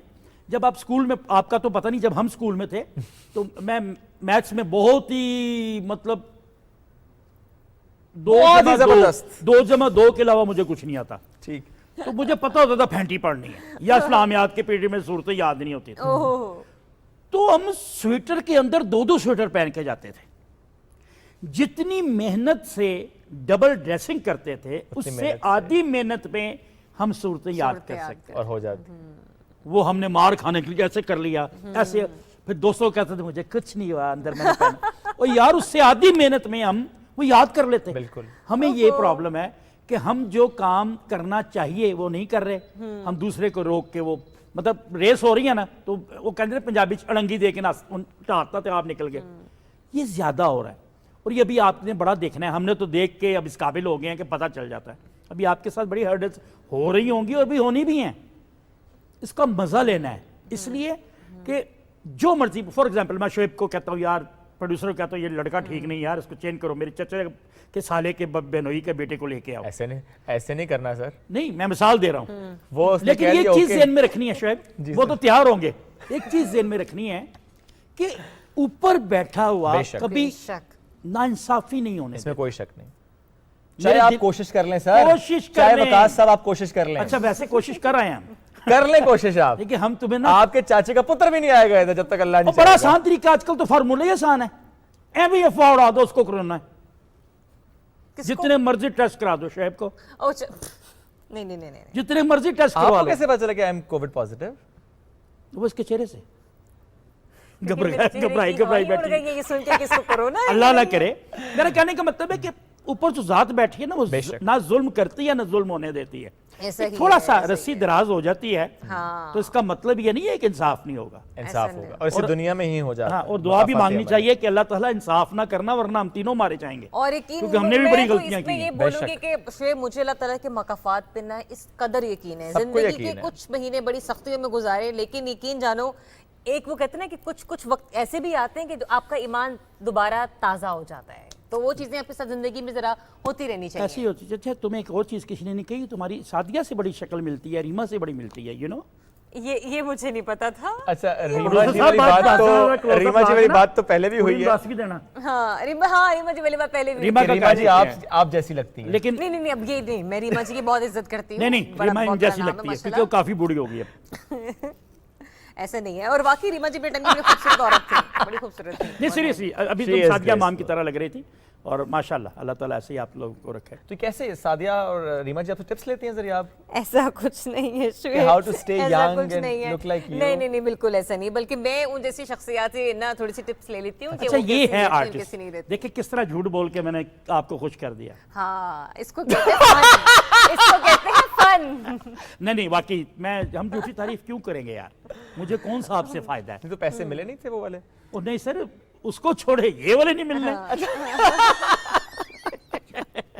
जी, तो ये बातें हैं, और ये हमने बातें सारी सुन ली हैं आपसे, और होनी भी चाहिए थी ना। कैजुअल जिंदगी क्या ही कैजुअल है, बेशक ऐसी है। अब आए सर, जो नए स्टार्स हैं, यंग जनरेशन है, यस यंग टैलेंट है, किस में आपको पोटेंशियल नजर आ रहा है? कोई 2-4 नाम लें जरा, खवातीन, गर्ल्स के भी एंड बॉयज। अच्छा, गर्ल्स की शक्ल क्योंकि चेंज होती रहती है मेकअप की वजह से, मुझे याद नहीं रहती। ओके, फैसल कुरैशी टॉप का एक्टर है माशाल्लाह, मैं अपनी राय दे रहा हूँ, कोई और उस पर इतराज कर सकता है। एक और बंदा है जो उसी लेवल का, उसका नाम है Fahad Mustafa. Okay, super duper actor है। मैंने, क्योंकि हमने काम भी बहुत किया, कराची हम इकट्ठे भी थे, तो फहद बहुत आगे चला गया है, बहुत आगे एक्टर, मतलब उसको लोग अब सिर्फ होस्ट समझ रहे हैं उसका, ही इज नॉट होस्ट यार, वो एक्टर बहुत अच्छा है। आप उसके पुराने ड्रामे निकालें, अब तो खैर फिल्में हैं। और रह गई लड़कियों की बात, तो मेरी अम्मी ने मुझे मर्तबा कहा था कि बेटा, माँ बहन साझी होती है, इनके खिलाफ बात ना कर। तो खिलाफ तो करनी नहीं है। अच्छा, हाँ। यार वो मैविश मुझे अच्छी लगती है, हयात। हाँ। लोग उसके बड़े खिलाफ हैं, अवार्ड भी मिला, ये भी मिला, वो क्यों मिल गया। आर्टिस्ट, मैं वैसे खुद बड़ा फैन हूँ। एक बात बताओ, कहीं बैठी हो इन 20-30 लड़कियों में, वो जो पुरानी भी नई वाली भी, उस पे वो नजर आएगी कि नहीं? No doubt, that's it. और सबसे फेरी नजर आएंगी, और डाउन टू अर्थ भी हैं, इंटेलिजेंट। फिर उसको ये भी पता है कि मैंने कितने केड़े कपड़े पाने ने। यस, जिसको ड्रेसिंग की सेंस नहीं, मेकअप की सेंस नहीं, वो भी कोई लड़की है यार। ओए होए होए, ऐसा कौन है वैसे जिसके हवाले से बात की गई? नहीं, किसी को भी नहीं। अच्छा, घर में मैं बड़ा खुशहाल आदमी हूँ। अच्छा, आई लव माई वाइफ। नहीं, मैं बता रहा हूँ, अगर तुम मुझे बेगम की तरफ ले जा रहे हो, कोई बात नहीं है, जा रहा था, मैं बता रहा हूँ। हमारे यहाँ हाल ही में कुछ अवार्ड्स हुए, मैं किसी भी चैनल को टारगेट करके नहीं, लेकिन सिर्फ एक हमने देखा, हमारी बहुत सारी एक्ट्रेसेस ने ऐसे लिबास पहने कि जिनको क्रिटिसाइज किया गया, उसको कहा गया कि लग नहीं रहा कि पाकिस्तान में अवार्ड्स हुए हैं। उस पे आप क्या कमेंट करेंगे? अच्छा, पता क्या है, जब से डिजाइनर्स आए ना, इन्होंने बड़ा काम खराब कर दिया। हमारे यहाँ प्रॉब्लम ये है कि जिसकी लिशकती चमकती टिंड है, वो आपको बाल रखने का मशवरा देता है कि आपने इस्तेमाल क्या करना है। जो मुझसे भी ज्यादा मोटा है वो आपको कहता है कि आप डाइट कीजिए। मेकअप वाले लड़के लड़कियां, मतलब आपको यही नहीं समझ आ रहा होता कि कौन किसका है। डिजाइनर जो हैं आजकल के, और Shoaib you know, oh my God यार, वो लड़कियां कहती है एक सही कह रहे हैं। वो एक रिवाज हो गया यार, व्हाट इज दिस नॉनसेंस। आप अपने देखें, कल्चर से हट गए। मजे की बात है कि टीवी कोई भी चैनल हो, देख कौन रहा है? पाकिस्तानी। आपको बाहर कौन देख रहा है? कोई भी नहीं। और बाहर देख भी रहा है, अगर देख भी रहा है तो पाकिस्तान को देख रहा है। अगर आप ड्रेसिंग कर रहे हैं जी वो न्यूयॉर्क वाली, और आपकी एक्टिंग जो है वही लड़की एक पंजाबी का रोल कर रही है फजूल तरीन, लेकिन जब वो अवार्ड शो में आती है तो लगता है ये हॉलीवुड से आई है। यार खुदा का वास्ता है, आप अपने पड़ोस में देख लें, मैं उनकी तारीफ नहीं कर रहा, आप अमेरिका देख लें, आप यूके देख लें, दुनिया के किसी मुल्क के आर्टिस्ट देखें, आपको आम शोज में कैजुअल नजर आएंगे। ट्रू, सिंपल कलर, जुत्ती पाई हुई है, कलर, निकर पा के आ जाते हैं, ऐसे ही है, ठीक है। लेकिन जब वो अपने एक्ट में होते हैं, अपने काम में होते हैं, आउटस्टैंडिंग, नो डाउट। ये क्या करती हैं? ऑपोजिट। शो में आती है तो निकर बांध दिया ने अपना रिकॉर्डिंग में, ड्रामे में, उथे जाके तो वो अजीब जी, वो यार खुदा का वास्ता है। लेकिन इसके बावजूद ये जितनी भी इस वक्त काम कर रही हैं लड़कियां, बहुत अच्छी आर्टिस्ट हैं, टैलेंटेड हैं। ये अच्छा कवर है सर। नहीं, मैं दो चार देखें, मुझे कसम से नाम नहीं आते, जिनके साथ काम भी किया मुझे उनके भी नाम नहीं आते। इसका मतलब है मैं कितना शरीफ बच्चा हूं। बच्चे हम सब बहुत अच्छे बच्चे हैं। मैंने तो कुछ कहा, हम सब बहुत अच्छे बच्चे हैं। लेकिन बातों ही बातों में, क्योंकि टाइम बड़ा मुख्तसर से रहेगा, तो अपने मैसेज कन्वे किया ना, वो माशाल्लाह ये कि अपने कल्चर को प्रमोट करें, बताएं कि आप पाकिस्तानी हैं, ताकि सरहद के उस पार भी अगर आपको कोई देख रहा है तो कहे कि हाँ हम पाकिस्तानियों को देख रहे हैं। पाकिस्तानियों को तो मिजाज ही बहुत निकाला है। बहुत शुक्रिया आपको ख्वाजा साहब, हमें वक्त देने के लिए। आपका बहुत शुक्रिया, आपका बहुत अच्छा प्रोग्राम भी बहुत अच्छा, और आप कर भी बहुत अच्छे रहे हो। और मैं जरूर कहूंगा, चाहे वो कंट्रोलर साहब हो जो भी इनकी तरक्की करे भाई financially. Thank you so much. आपका कहना सर आंखों पे। Thank you very much. खत्म, आपसे मुलाकात करें कल दोबारा। जो सर ने आखिरी बात की, आप सब दुआ करें और कहें आमीन। अल्लाह हाफिज।